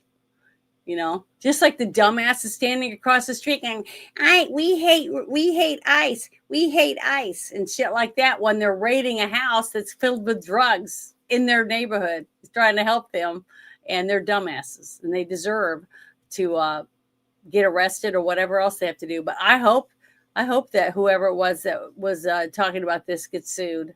They should get sued. They should sue every single person that slanders any of these people because they don't deserve it. They don't deserve to be slandered when you don't even know shit that you're talking about. And that's why I wanted to show this, because to me, that is pathetic and disgusting that people would do that to other people they don't know nothing about. It's sad. So, throw me the command, will you? Okay, hold on. I'm sorry. I was still looking at the other picture. Here we go. Okay, so more than likely what he was involved with is something like what I'm showing off here. Mm-hmm. This is Irreverent Warriors. This is a kind of a shit posting group of people that they organize for events, and they'll grab vets and you go walk around in these little short shorts that we call silkies because they feel great on your balls. And a lot of them they hold everything in place while you're doing whatever it is that you got to be doing. Do like a 10 or 12 mile walk with people, and you just kind of bond and you just discuss time you had in the military. It's really good if you've got a buddy that's just not quite adjusting to life yet. He needs to be around like-minded people that he was with back in the day. This is a fantastic group of people. They've got a hike coming up in San Antonio on the 13th of December, and I'm probably going to gear up for that. They are affiliated with Athletic Brewing Company, Grunt Style, Vets of Foreign Wars, the Department of Indiana, Memorial Bracelets, Interoceanic VFW, Ripit Energy Fuel, which I know a lot of you fuckers that are safety belt qualified love Ripits, Mercalli, Hotel Tango, J-Dog Foundation, 22 Sierra Coffee Company, which I'll be getting my code here soon for, and Charlotte's Web, Stanley Brothers. But they have a lot of friends, and the IW is a great organization for various individuals that have served before and just are looking for a way to kind of get back to the way it was. Mm-hmm. Here in Texas, we got a Dallas hike. I had one on the 5th of April. They had a couple in Houston.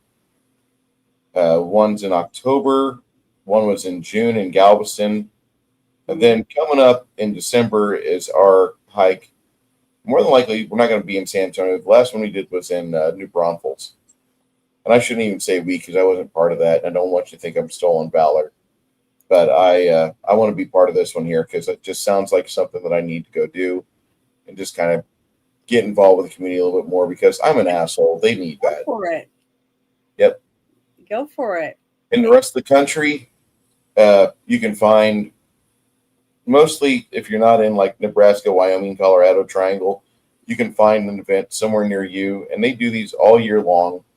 And the one thing I want to say to people is when you go to these and you sign up and you meet these people, a few people end up being friends for forever afterward.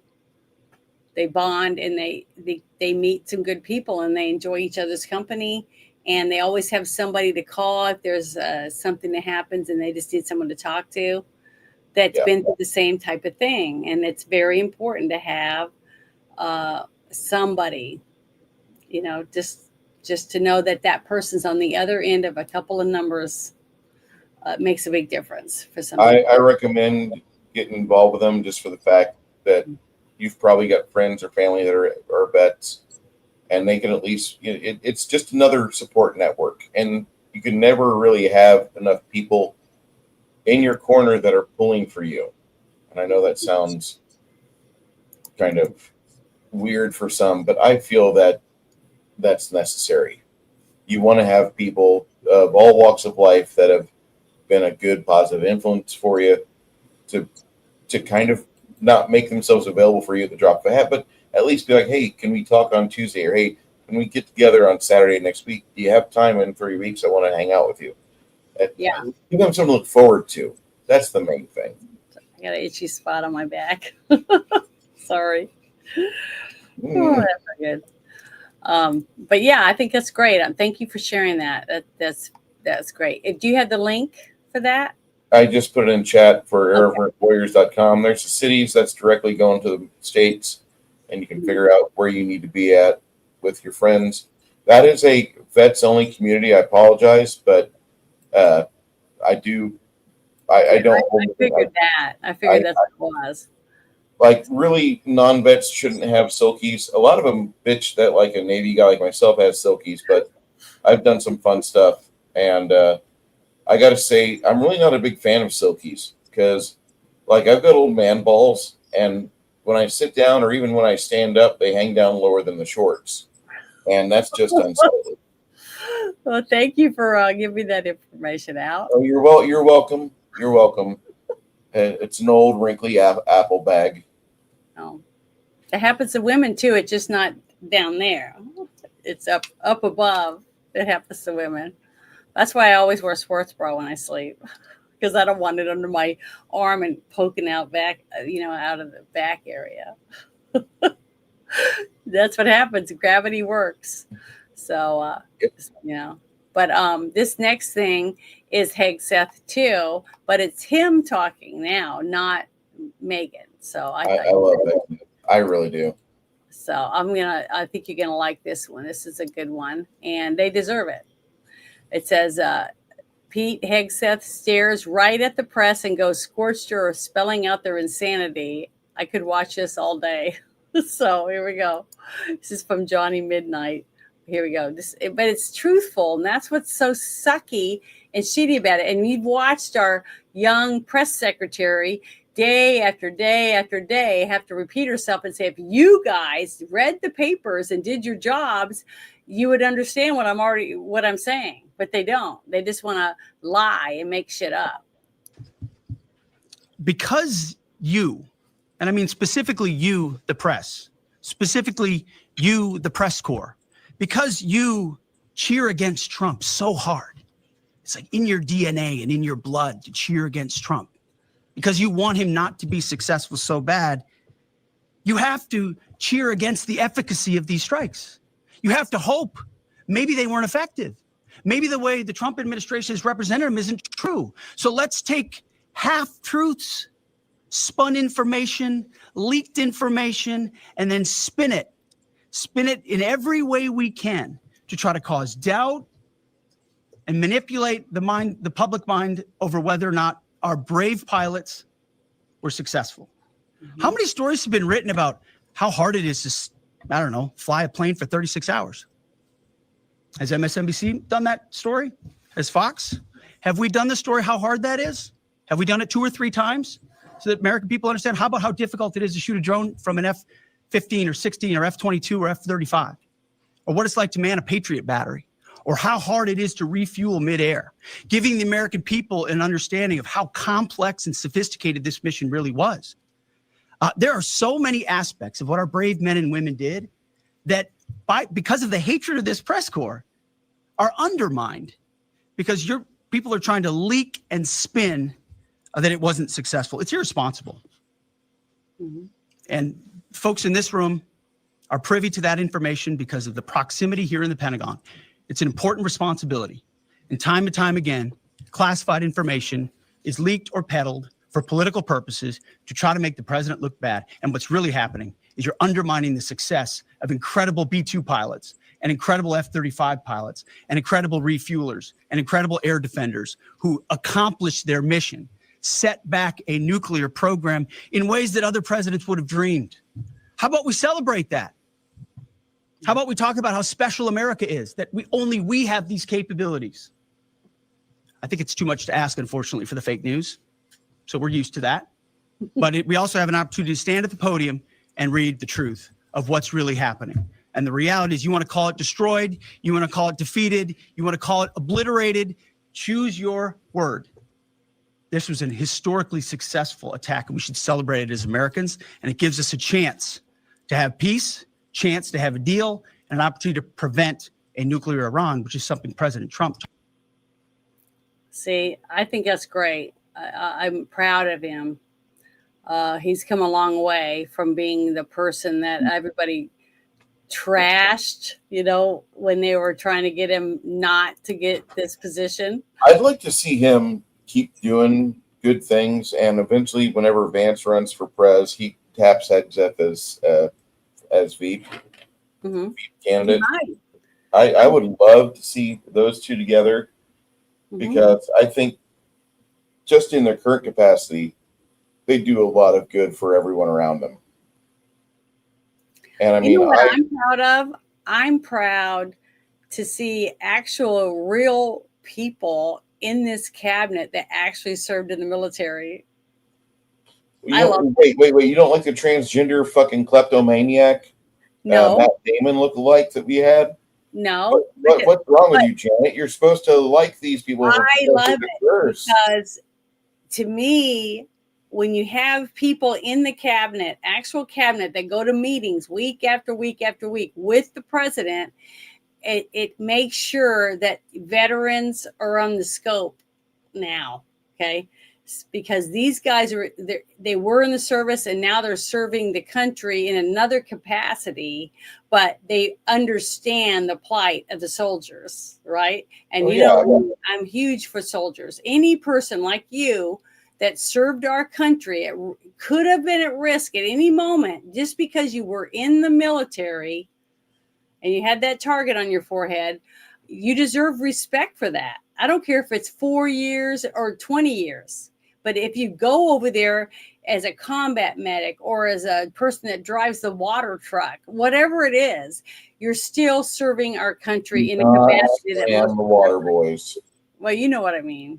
Yeah. Whatever it is, in the desert. Hardwick hits it head on the head. I've got personal experience with Tammy Duckworth, and she is the most pathetic excuse for a vet I've ever seen in my life.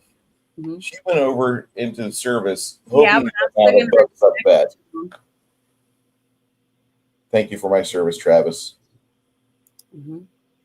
I thank you for your service still.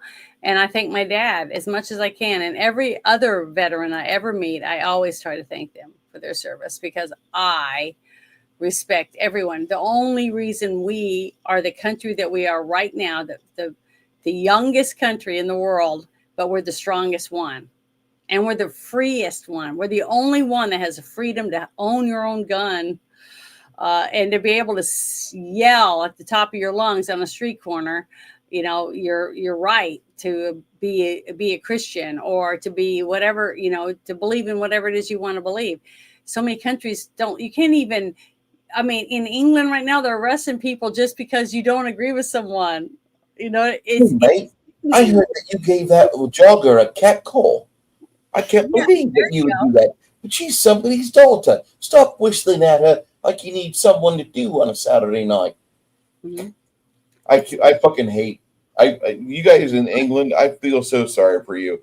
You guys, you should be. It could happen here if we don't start fighting for our country, and that's one reason why I'm saying I posted today on my YouTube channel. Oh, I'm gonna go. I'm allowed to share that, right? Because it's my channel. Yep. Okay, I'm gonna pull something. I would only fucking hope so. We're on your channel right now. Well, I know, but I'm gonna go to it because I want to show you guys what I've been doing. That could make somebody feel a little. It's helped a lot. I really do. I think it's helped a lot with getting my channel seen more. But I'm gonna present this real quick. Hardwick Winslow, what we need to do is just round up these authoritarians and these politicians, and just give them a healthy schmack, just a couple times with a weighted glove with like a roll of pennies or pence inside it, and just whack them, and that would fix your moment.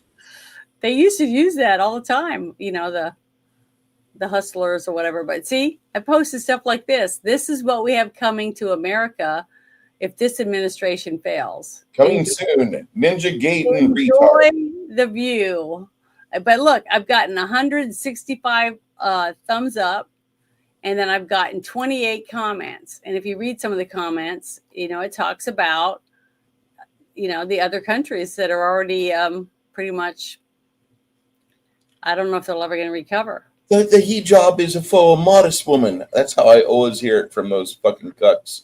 Yeah, there's a few that said that she looks I like modest women, and she's got beautiful blue eyes.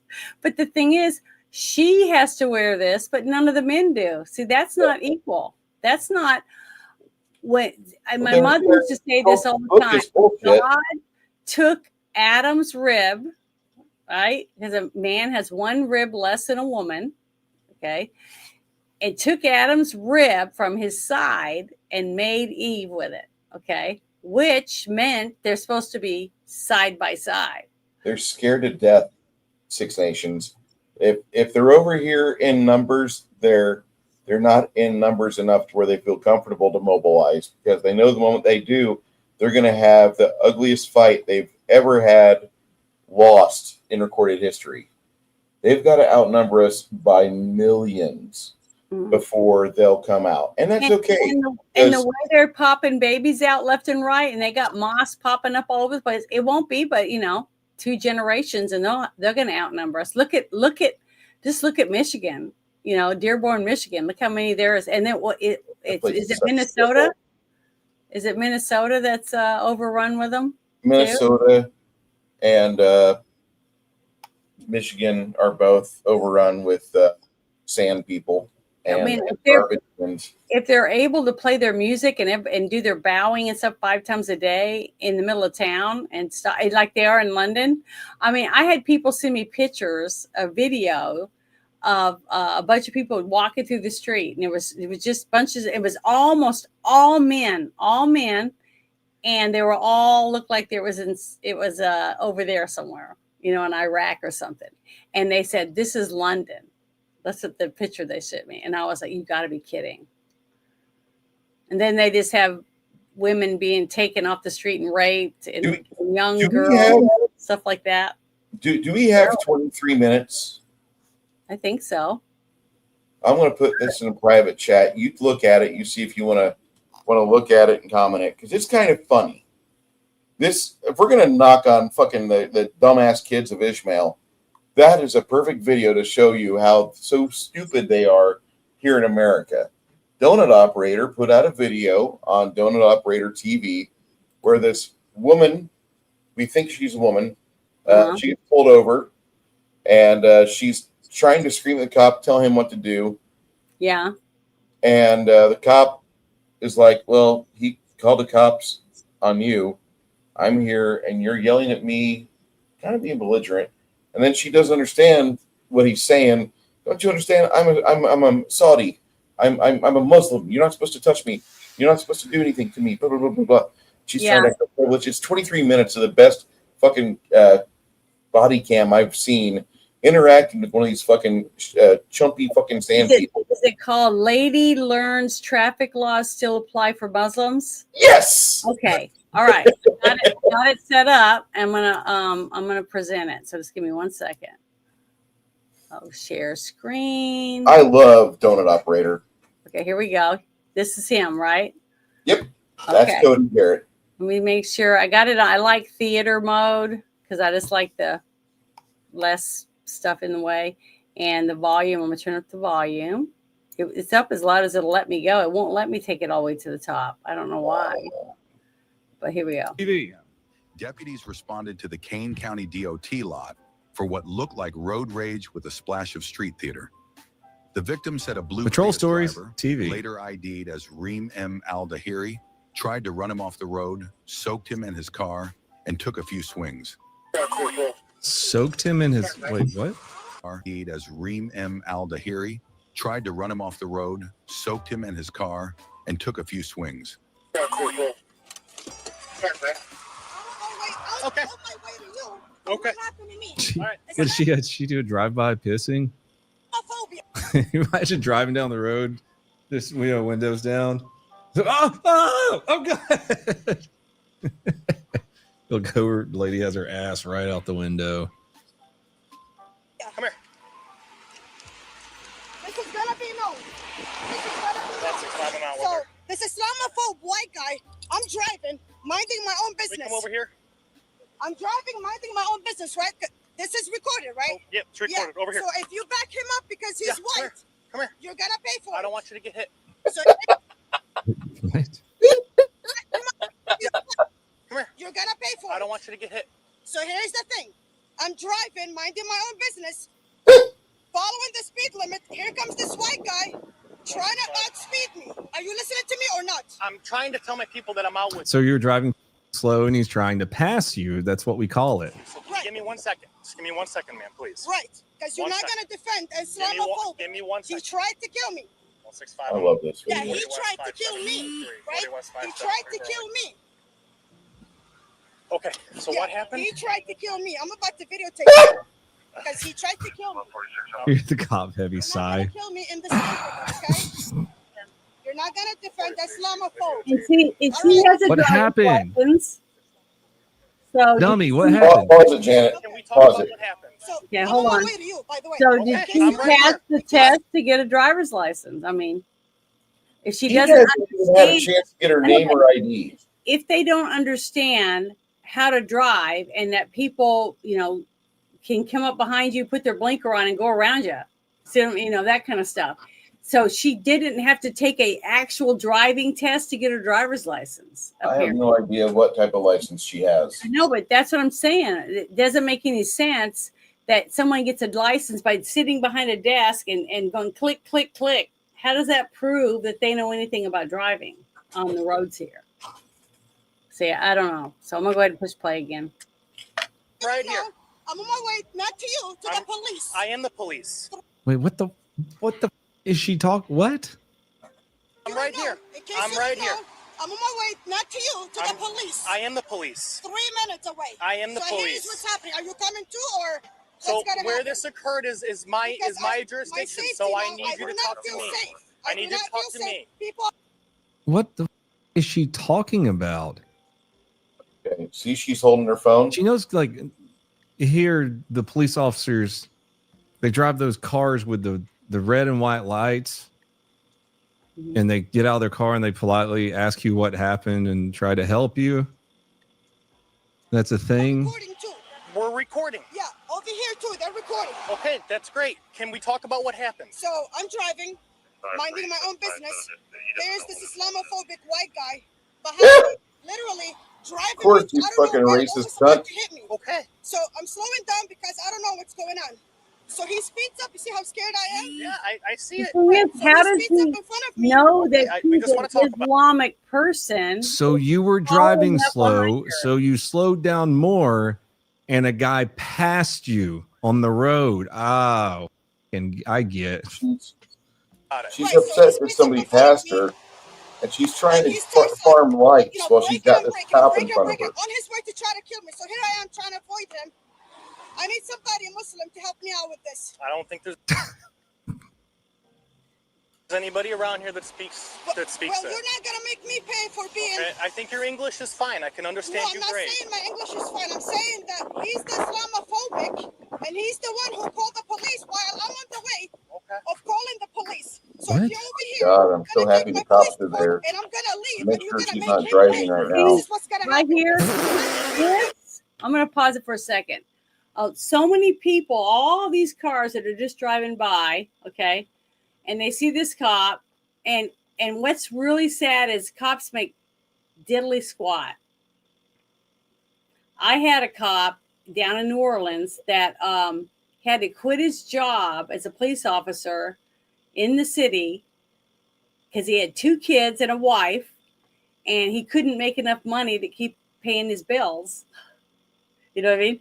He had to quit being a cop, and guess what he did for a living and he made double. He made double. Truck driver. He was a Pepsi delivery truck driver. That's exactly what he did. He drove for Pepsi Cola, and he made double what he made as a cop. And these cops had to do this shit at any moment, every day that they work. and risk getting shot, beat. A drive-by comes by because they see the lights and, oh, look at that. He's picking on this woman because she's a Muslim, and then they shoot him. See, it's disgusting. They're sitting in their car eating their lunch and someone goes by and shoots them. It's scary, and they do not make enough money. Cops do not get paid enough. I agree. 100%. You.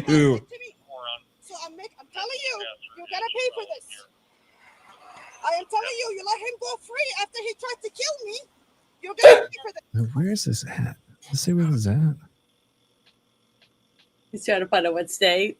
I've done that so many times. I hate it when they Jesus. Again, this patrol. Yeah, I want to know what she's driving at all. I don't think she has Okay, so capacity we to drive need to start safely. from the beginning and get everybody's story, okay? Yeah. Okay, Getting 'cause- everybody's story. Yep. Get my police report right now. That's not how this works. Police reports just don't pop up. I gotta type it out. Takes so is takes a couple everybody days. watching? Are you watching? Ma'am, can we please just Is talk? everybody watching? Can we please just talk over here? Can we We're not please? gonna talk over here. Oh man, look, this idiot is holding up. Look, there's just like kids on the school bus. We please just talk. Everybody watching. Look, there's like traffic and there's a school bus. Oh, you can't see it because of my face. There's traffic. There's a school bus right Please just behind talk him. over here. Can we We're not please? gonna talk over here. Can we You're not please? gonna disrespect me. Can we please talk Can we calmly do a and try to police figure report out what because- happened? You will get your police report, I promise. I don't know Hardwick. I don't know Okay, if so there's a reason where this. did this start? You're not gonna What's she doing? make me pay for his Islamophobia because this is No one's doing anything. we're just start on the street. See, One of these we're streets the while bad guys driving because this we don't speak beautiful their day, language and I have no we're work, not not covered working, up. just minding And my we own know how to business. drive. What? Where'd the illegal thing happen? Just driving in this air, in this Oh my God. nowhere, a guy in a blue Toyota behind me, rushing me to I don't know where in this neighborhood. Okay, I'm not crying to you. Are you listening? That's your people. He's white. You're The fucking. guy is white, and that's You know she got on Facebook on a video later that night. It was like, I was almost killed by a white man. his people. He ran me off the road. And look what they're doing. They're all like this in America. They're making it look like that I am the one that. They're making it look like that I am the problem. I am not the problem.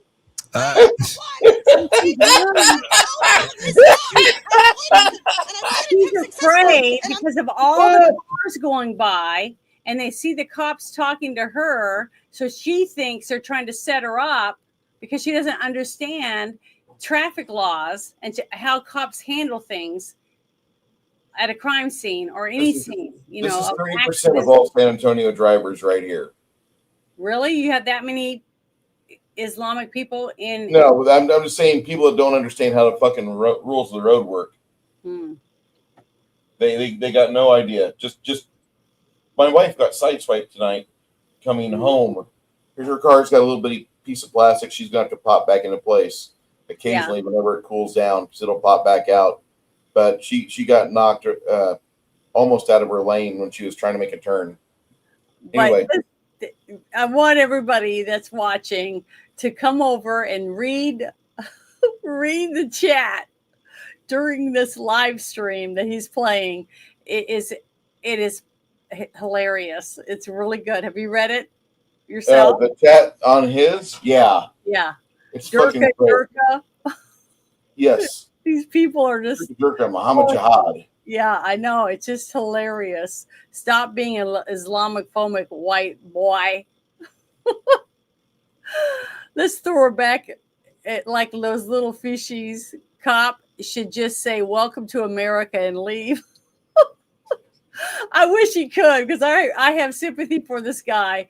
And he has to try to be professional the whole time. These people do not make enough money. I'm telling you. If you could just leave, I guarantee you, if once you went through all this shit to get to become a cop, okay, and you get your badge and all your stuff, and you're standing there and you do this shit, you get traffic duty and you do this day after day and you put up with this shit kind of stuff every day, half of them want to quit. But you can't just leave, you know what I mean? Because now it's just like military. You're in there for a certain amount of time and you're expected to do a certain job. See what I mean? Mm-hmm. And then you can put in to get the fuck out, but you have to wait till that time comes. And I'm telling you, I feel sorry for these people. They do not get paid enough money. Still scared. So here I am. You're the problem. The police report. Next thing I know, you're behind me. Is she live streaming this? Okay. Did you follow him into? I know you're behind me. For what? Okay. Did you? What? Because you called the cops. Yeah. You're behind me. She's an idiot. Okay. This guy has got the patience of a saint. Any buildings? No. Any property? No. I tried to avoid. Okay, ma'am. So nothing happened. Have a nice day. Dispatch. I'll be back in service. Because I don't know if he has a gun. Okay, I don't know if he has a gun. And here he is. Oh, he called the cops. I'm gonna shoot Okay. you. You're gonna shoot me. You're not gonna shoot Okay, me. but one thing I don't understand is why did the other guy call the cops? Did you approach him at all? He approached me. Oh, so wait. And then he ran in his car and closed the door. And that's when I had water. And I threw the water at him. I threw the water. Okay, so what happened is she's driving along real slow because she doesn't know where she's going. She's trying to find someplace, apparently. He comes She's up. navigator. She's lieutenant. He comes up behind her and passes her, which is legal. Okay. And she gets mad. And so she starts chasing him down, thinking he cut her off. Okay. Because she doesn't understand traffic laws. So when he pulled over, turning, what the fuck's your problem? She threw water on him. See, that whole thing escalated all because one person on the road has no fucking idea what the laws are and how to drive in our country. So she could have killed other people. I mean, she could have killed him or who knows who because of the way she's handling this whole thing. She doesn't know what she's doing. If they're not willing to integrate, I really don't want them to be in the country. Mm-mm. And that's the entire problem with that. She's mad because the cop pulled her over. And even though she called 911, because she said so earlier, even though the other guy might have called, but she also called. And then she says, I'm videotaping. So she's videotaping the whole thing, but she hasn't stopped talking. She's screaming at us. To come over to the side of the road for safety purposes, because I've seen so many cars where the car doesn't see the police car, hits the car, and it goes flying forward, and she's going to get her legs taken off. See what I mean? Because she won't get up on the grass like he asked. And there's other police officers up there, thank God. And that's one thing I wish we could afford in our country, to have 2 cars or 2 cops in every car, because a single cop is at risk every single time that they do this, that to pull anyone over. Because just because she's a little tiny woman doesn't mean she's not going to pull out a weapon and try to shoot a cop. You know, I feel bad about it. Okay, that's what. Oh, the soaking thing. So she assaulted Hardwick, him. I didn't tag you, but I did put the link in the chat for you. But he got in his car. Why'd you throw the water at him? Don't tell me his car when he came over. I'm from New York. He attacked me first. This is what we have in America. You racist bigot. And you're not going to make him get away with what he did, his Islamophobia. So let's go. Did he make any comments about your race or religion? He did. He did. What did he say? He did Muslim terrorist, he called me. That's what he called Yes, you? he did. Muslim terrorist. And he tried to assassinate me.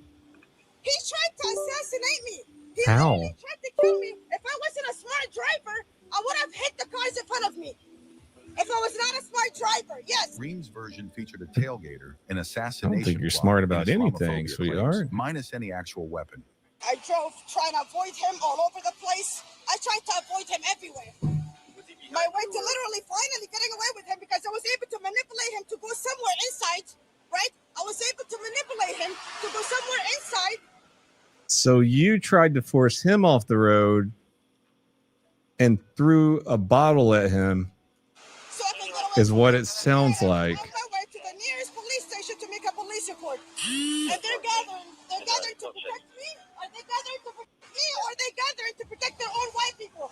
Because if that's the case, you gotta be. She is live streaming. I haven't even That's who met she the other keeps guy talking yet. to. So I'm here to make a police report. So I'm on my way to get in my car to make a police But report. ma'am, we are the police report. I'm telling you that. Give me my police report so I can get out of this That's racist not how neighborhood. this works. A racist neighborhood? That's not how this works. He was tailgating me. Not only that, but when I avoided him, he almost ran into me through traffic to try to still come in front of me and heartbreak. I bet he passed her. I bet he passed her on a dotted line because she was driving slow and brake checking him because she said, I kept slowing down. I kept slowing down because he was behind me. Was he trying to pass you?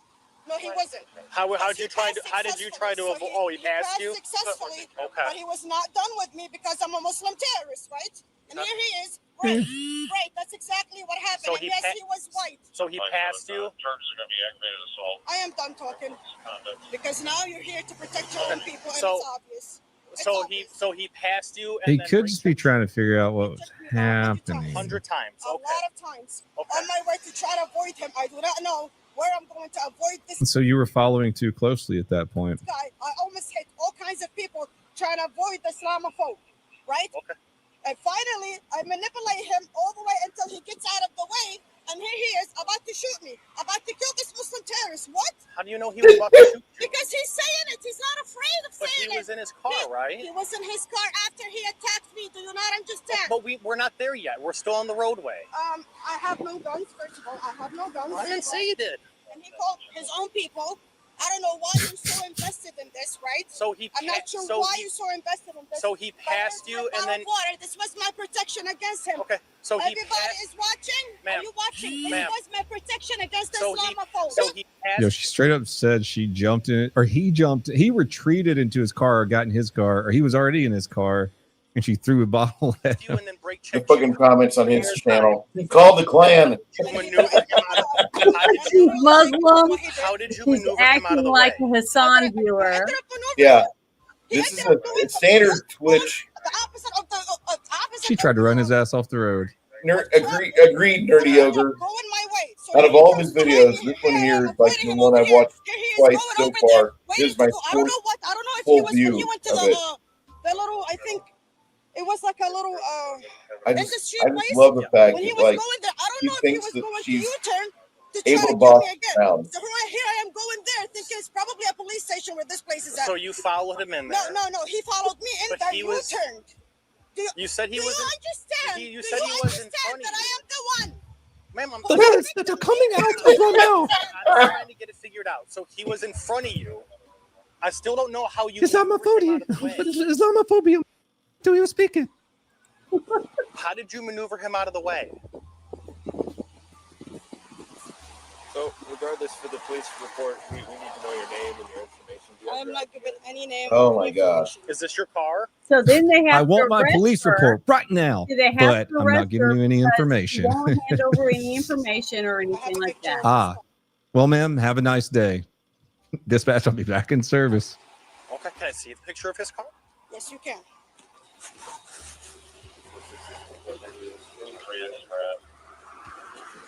The black truck? Nope, the blue one. Oh, that's his car? That's his car. Oh, okay. Another blue Prius? Or is- Yeah, another blue Prius. Okay. Right. Okay, He so and said then was blue there did that Toyota damage get earlier. caused by the incident? I am not Yeah. answering any questions. I'm not answering anything. Was when you guys pulled into that place up What the there? f- is he supposed to do then? When you guys pulled into that place up there, was he still in front of you or was he behind you? Hey, Nerdy, send me that link that you posted. So then you It's guys, like you guys she's on pulled into crack. that place. I don't know who was in front or who was in back. She's got this weird, like, Bless that police officer. this weird. You can't, like, she hates the cops, right? She obviously hates white people and cops, and he's trying to help her, but at the same time, she's doing the whole, I don't answer any questions. I don't give you my name. Like, this is wild. This is wild, dude. And then you guys both got out of your cars. And then at what point did you throw the water Main bottle? character syndrome. Yeah. What's that? So am I getting my police report so I can? You're gonna get a police. But yeah, I want a police report, but I'm not telling you any information, answering any questions, or telling you my name. report. I'm just trying to. Gonna go to jail. I'm trying to get your statement so that we have to can. file a police report and then I have to sue you for what's happening here. I'm trying to get everybody's statement so that we can get the story straight. Boy, she knows enough about So I America want that you to you talk. can Good sue. God. Yes. Still, she knows that. So she had some good instructors. Tell her if they say anything to you, sue them. Doesn't matter what they say, just sue them because they're Islamophobic. Is that who you are? Yeah, that's I just received it there, Nerdy Ogre. We got that. Angriest lady I've ever Surveillance seen on showed traffic tossing stop. We'll have to containers watch of that liquid, next week. then lunging Maybe toward we'll do a pre-trip tomorrow. She attacked him. Are you getting the police? Oh my It's on God. camera. She attacked him. Please tell us we get to see that. No, I want to see it. Manipulate the system? Damn it. No, you cannot manipulate the system. So, Right. okay. Hey, so, ma'am, you're gonna be under arrest for assault. Okay? Assault? Yes. What assault? At this point, just put your hands behind your back. I did not assault nobody. Great. You said she just a minute ago held up that bottle of water. She said I used this to defend myself. So our partners talk to him. What do you mean I can't attack people? We're gonna take your phone. Okay? This is White people. That's not how it goes. Yes, it does. I did not assault him. I did not assault him. He tried to kill me because And, I'm and that will be duly noted in the report. Okay? Islamophobia. You get it? Islamophobia? Everything that you told us is going to be noted in the report. Yeah, you protected white people on me. You protected the fallen angel Hey, on this Arab. is that too tight or is that okay? You protected the fallen angel knowing that they have no Hey, future. ma'am, is that too tight or is that okay? Because see, Okay, I can get so to get this everyone straight. that is not a he Muslim passed her. is an infidel. So just remember She that. tried to run him off the road, assaulted, and then assaulted him. Finger in You there, didn't okay? get a woman. Do not touch me. Get a woman. Do not touch You guys me. have a woman on? Get a female. Get a female. Do not touch me. I'm a woman. I'm a Muslim. He resisted seating in the squad car and accused a deputy of misconduct, which body cams contradicted. Do not touch me. I'm a Muslim. We're gonna take Do a not seat, touch me. ma'am. I am a Muslim. Ma'am. I can take a seat without you touching me. You're gonna take a Do seat not in my touch me. car I'm a until woman. my partner I'm That a was good for woman. her getting okay? to come Do not touch me. and proceed to whack her. I can't. I feel so You sorry better- for the now, police I'll- officer. I'm going to defend her on You that have a female because if deputy her covered now. What husband about my car? or man or whatever your car saw taken care this of. video Take a seat, and ma'am. saw So that I'm guy going to touching jail. her and Yes, she you're didn't going. say anything, Yes, he for could assault. take Hell it. yeah. So I did not assault Get nobody. her. What is the definition of assault? What you Oh yeah, did. beaten or divorced or killed. Where is the definition? Well, Is that streamer? From that angle, it was. You kidding me? Yes, for assault, ma'am. the thing For is, assault, I did is not that assault nobody. he What is has the to say definition of that assault? stuff. What is the definition of assault? Do you hear him? Take a seat, Where is the definition of assault? ma'am. Please. I am asking you because you're the one who ordered it. Assault is. You're the one who ordered it to assault protect is- your own people. Assault is when you think you're about to receive a battery. That's what I assault think is. Okay, he tried to kill me. Okay, ma'am, I He need- tried to assassinate me. ma'am. Please take a seat. Good God. My car. You need to take a seat. We're gonna. What get do you your mean car figure figured that out? My car. Ma'am, I need you to take a seat. Why am I being I would arrested? love to see your husband. Someone showed us him? to Nux. We get to see him in Send this this video video. to text home No, immediately. sadly. He tried to kill me. He tried to assassinate me. Please take a seat. I am a woman. Thank Which you, means you have no rights in your home You're country. still touching me. ma'am. Okay. I'm gonna Okay. buckle you up, okay? Okay. For safety. So can you Okay. sit back? You're gonna pay for this, you know? Do not touch me. Do not come How am I close going to me. pay for it, Can you man? scoot this Do way a not little come bit? close to me. You know I'm a Do Muslim. say. Can you scoot this way a little bit, You please? know I'm a Muslim, Islamophobe. I didn't realize she was a Muslim. Yeah, you did it. You did your Islamophobia. Can you scoot You this did way it, and you just a little protected bit so your I can own get white the people. seatbelt on? You ordered it. You ordered it, and you protected your own white people. I will Okay. you You know the Muhammad is gonna take it. You know the Muhammad is gonna take it. Tree Rock, this is music to my ears. I take I'm your gonna unbuckle you. fries and I drink it like water. We're gonna have you step back out. My female partner here is gonna do the search. You know, one of your people tried to kill me, right, female? Why are you getting close to my breast? You just touched my breast with your chest. Okay, step out, ma'am. You I'm know gonna your pat own you down. people tried to Ma'am, kill me, step right? out. I Step love out. it. The same behavior, you never change? Ma'am, step out. You're Turn gonna pay around. for this. Face the car. You're gonna pay You're for going what to you pay did. for There's a new this. player in the game. You asked for the woman. Wait, what does that mean? There's a new player in the game, and you know it. There's a new player in the game and you know it? Do not humiliate. What is that supposed to mean? Right, the Muhammad. Hmm. The Muhammad. Right. She's got quite a selective hearing. That's all I'm going to really say. No, it's a lawsuit. It's a lawsuit. Do you have anything in your Islamophobic. pockets? You're Islamophobic. You protected your own white people. Knowing very well that he tried to kill me. Yep, you know him very well that he tried to kill me. You know, if they didn't try to blow up every discotheque they saw, I wouldn't have Islamophobia, Do not right? touch my privacy. Do not touch my private. Right? I am a Muslim. Islamophobic. No I am way. a Muslim. No way. You do what you do best, right? To the Arab. You know who you are, right? The fallen angel? Yeah. You know Does she my have her language. wallet on her? You understand my language. You Wallet, understand ID, there's or a new anything? player in the game. Or is it in the You're car? not supposed to do this to an Arab. Hello? You're not supposed to do this. Hey, where's your And wallet it's at? funny Your ID? that Wait, like, wait, wait. when I've had to deal with Saudis, they always get this authoritarian Visible bent confusion. for their discussions. Where's They your try to ID tell at? you what I to think- do, boss you I'm around. not giving you any of my information. What Okay, are you so doing? I think assaulting someone, you can Yeah, arrest like them. he fucking Forgive princess me if in a I'm no wrong, fucking but if there's gang. video surveillance of someone assaulting someone, and as a police officer, you see that, you can't arrest that person. Arrest. You are under arrest. No, is yeah, what under you are. arrest, under duress. Okay. Right. I am being forced. He is a moron. Is her She's wallet saying in a, she's It's called under in custody. duress. She's under purse? duress. just her ID? Terrible. You can give it to the judge. Right. I did absolutely nothing. 4122. Oh God. You know very well that he I tried think to she's kill I thought Muslim. that was her coughing in the back. Maybe it was. I thought she was going to do that. I can't breathe. Arabian, Arab. Yeah, It says how you were I feel created. sorry for my Muslim English, Arabic. acquaintances that have a It's not Muslim being wife. a bill. You're stupid, pendejo. Wait a minute. What- Wait a minute. what- Another what'd you say, side of you is Pendejo? coming They out. have to have a Muslim Pendejo? wife. That's They're not going to get very a Arabic. regular woman like me to marry them. Wait I'm a not going to marry a minute. Muslim. Well, come on, Janet. We're only going to discuss this on Sunday when we watch Not Without My You Daughter. had a chance there to bow down to me. You know who See what I I'm am. wearing? I would be And to beat listen to my to death orders. in the street for No, wearing no, it. Janet. I don't see what you're wearing. You have a I chance see to you're on a chair You sitting have a backwards. chance. The more Okay. you ruin it for yourself, the more What you I'm lose wearing, against I would my be other beaten Jews. to death You get in it? their You country Jen?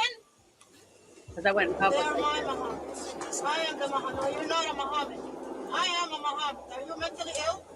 You don't understand. I am the true Muhammad, all right? Crazy you're asking that. Not any of this. The new player, you know. Yeah, you're not gonna get away with pretending to be mentally ill. You are not. You know what's up. You know what's up. You were paid for what you're doing. You're ruining my record. Cleaning myself from your shenanigans.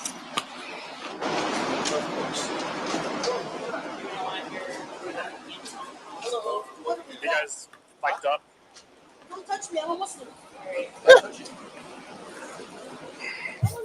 Don't touch me. I'm not touching you. I'm not touching you. I I'm not have to go touching you. before the judge. I would love to see that. I want to see that you report. See that? Is that on his page? Muhammad, Arab. The Yes, next I'm an part. Arab. And yes, he tried What? to kill me. Just in case you don't know what's going on, okay? Charged with aggravated assault in a public place, Green went to jail, her Prius went to the tow yard, and the victim chose to press charges. Hell yeah. Oh my gosh, dude. Yeah.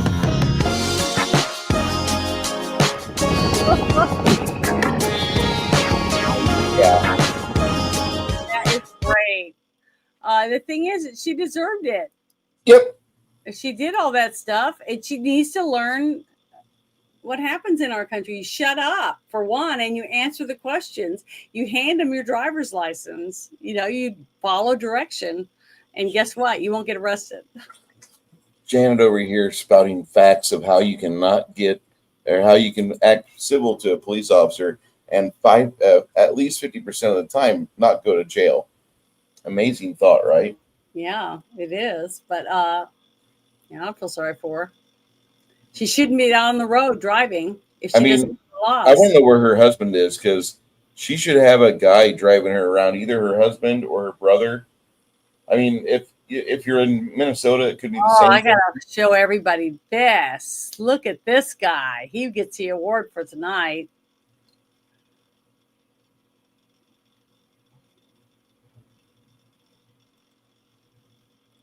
Yeah. Didn't they kill a couple of the people in her team? I think they got beaten. I don't know if they got killed. Oh, I'm gonna have to look that up real quick, but I thought so. She's kind of a local down here. She lives in Fredericksburg. Yeah, she came on the show, remember, with Drew and I.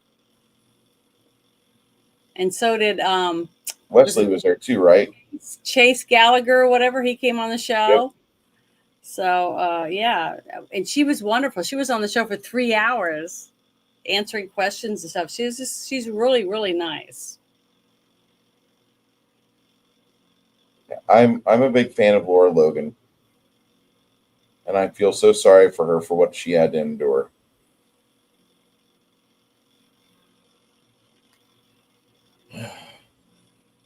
There was a funny one I saw on Twitter the other day, and this girl asked, she's like, do you think that Islamic men in ISIS are gay?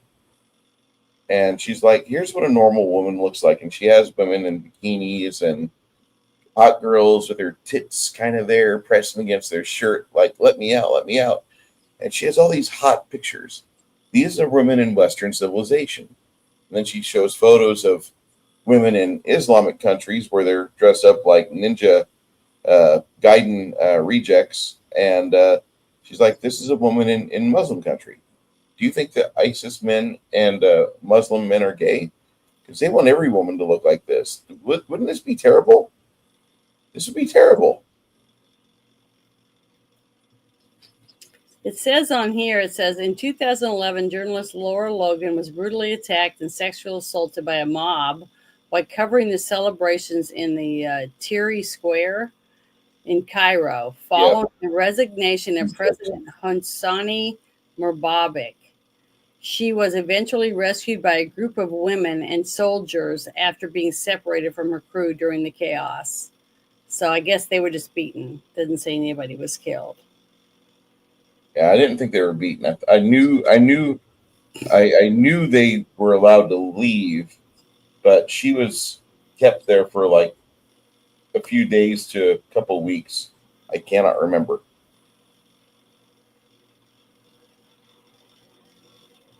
Yeah, I'm trying to get another article with more information.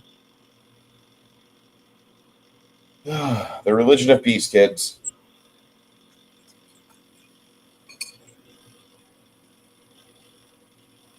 But, you know, an unaccompanied woman is free market. She's free available for whatever they want to do to her because she has no rights. She's a woman. I have not seen that. Is that back when he was with O'Keefe Media Group, or is that now with him doing his was that what era of James O'Keefe is this? Is this his original group he was with that he got booted out by the board, or is this OMG Keefe Media? Okay, it'd have to be OMG.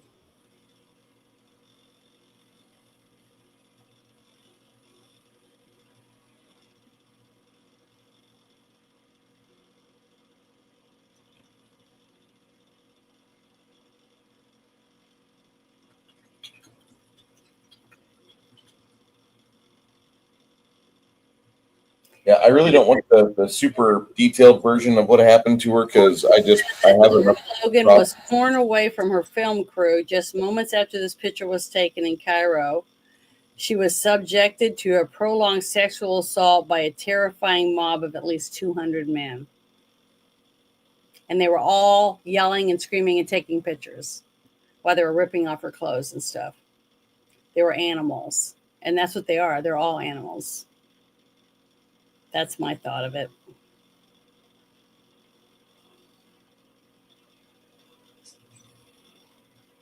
She said the only thing that got her through the assault was thinking about her 2 children.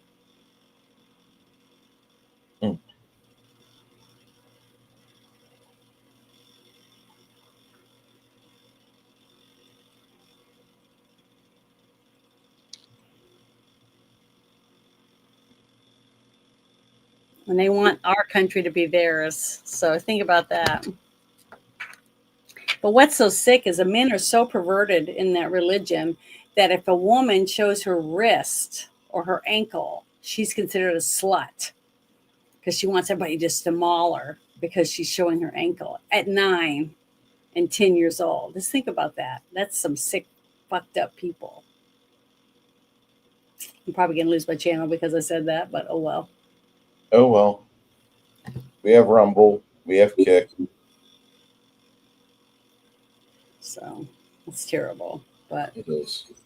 It's a sad truth, though. I'm kind of out of discussion. Me too.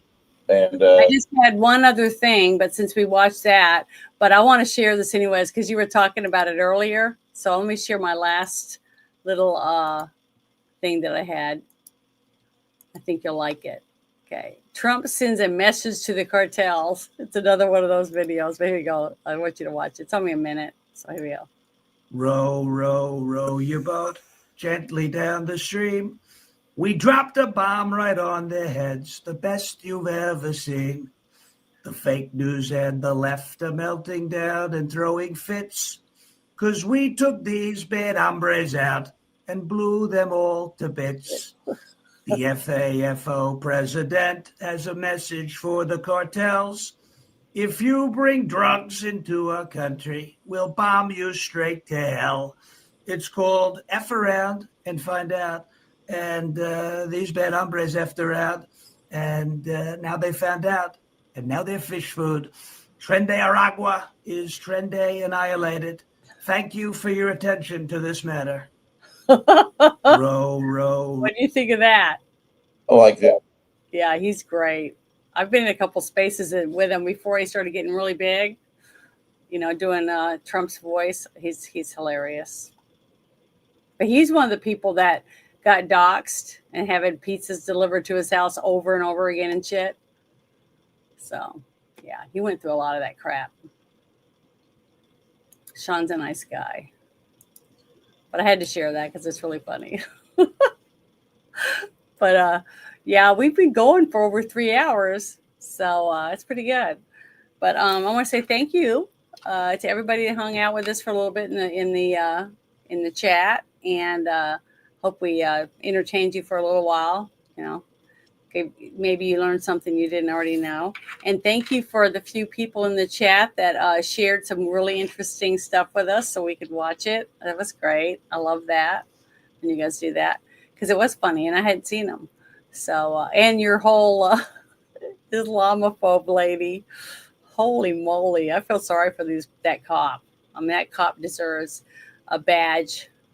Or a dinner out, a steak dinner from his boss for putting up with that shit. I'm telling you. And that guy that put that out for people to see, I love that. I wish more people could do that because we just don't realize what these people go through on a daily basis and what they have to deal with, the shit that they put up with. And I pray that we never have to have a single cop by himself in a car. It's just not worth it. We need to have a partner. That's why one stays near the car and the other one stays back so that they can protect their partner. I think it's important. So do you want to say anything, Bruce, before we leave? Tomorrow is our D100 game. Nerdy Ogre, Cracking Gamer, Janet, maybe Chris will be involved with tomorrow's game. Looking forward to it. And then Sunday we're watching Not Without My Daughter. Yeah. So I haven't seen it before, so it's going to be new for me. It's a TV movie, right? Yeah. It's based on a true story. Mm-hmm. Okay. So it was Sally Field. So, yeah, it's going to be good. But thank you, everybody, and hope you guys have a wonderful weekend. And don't forget to hug your family members and tell them you love them. Bye.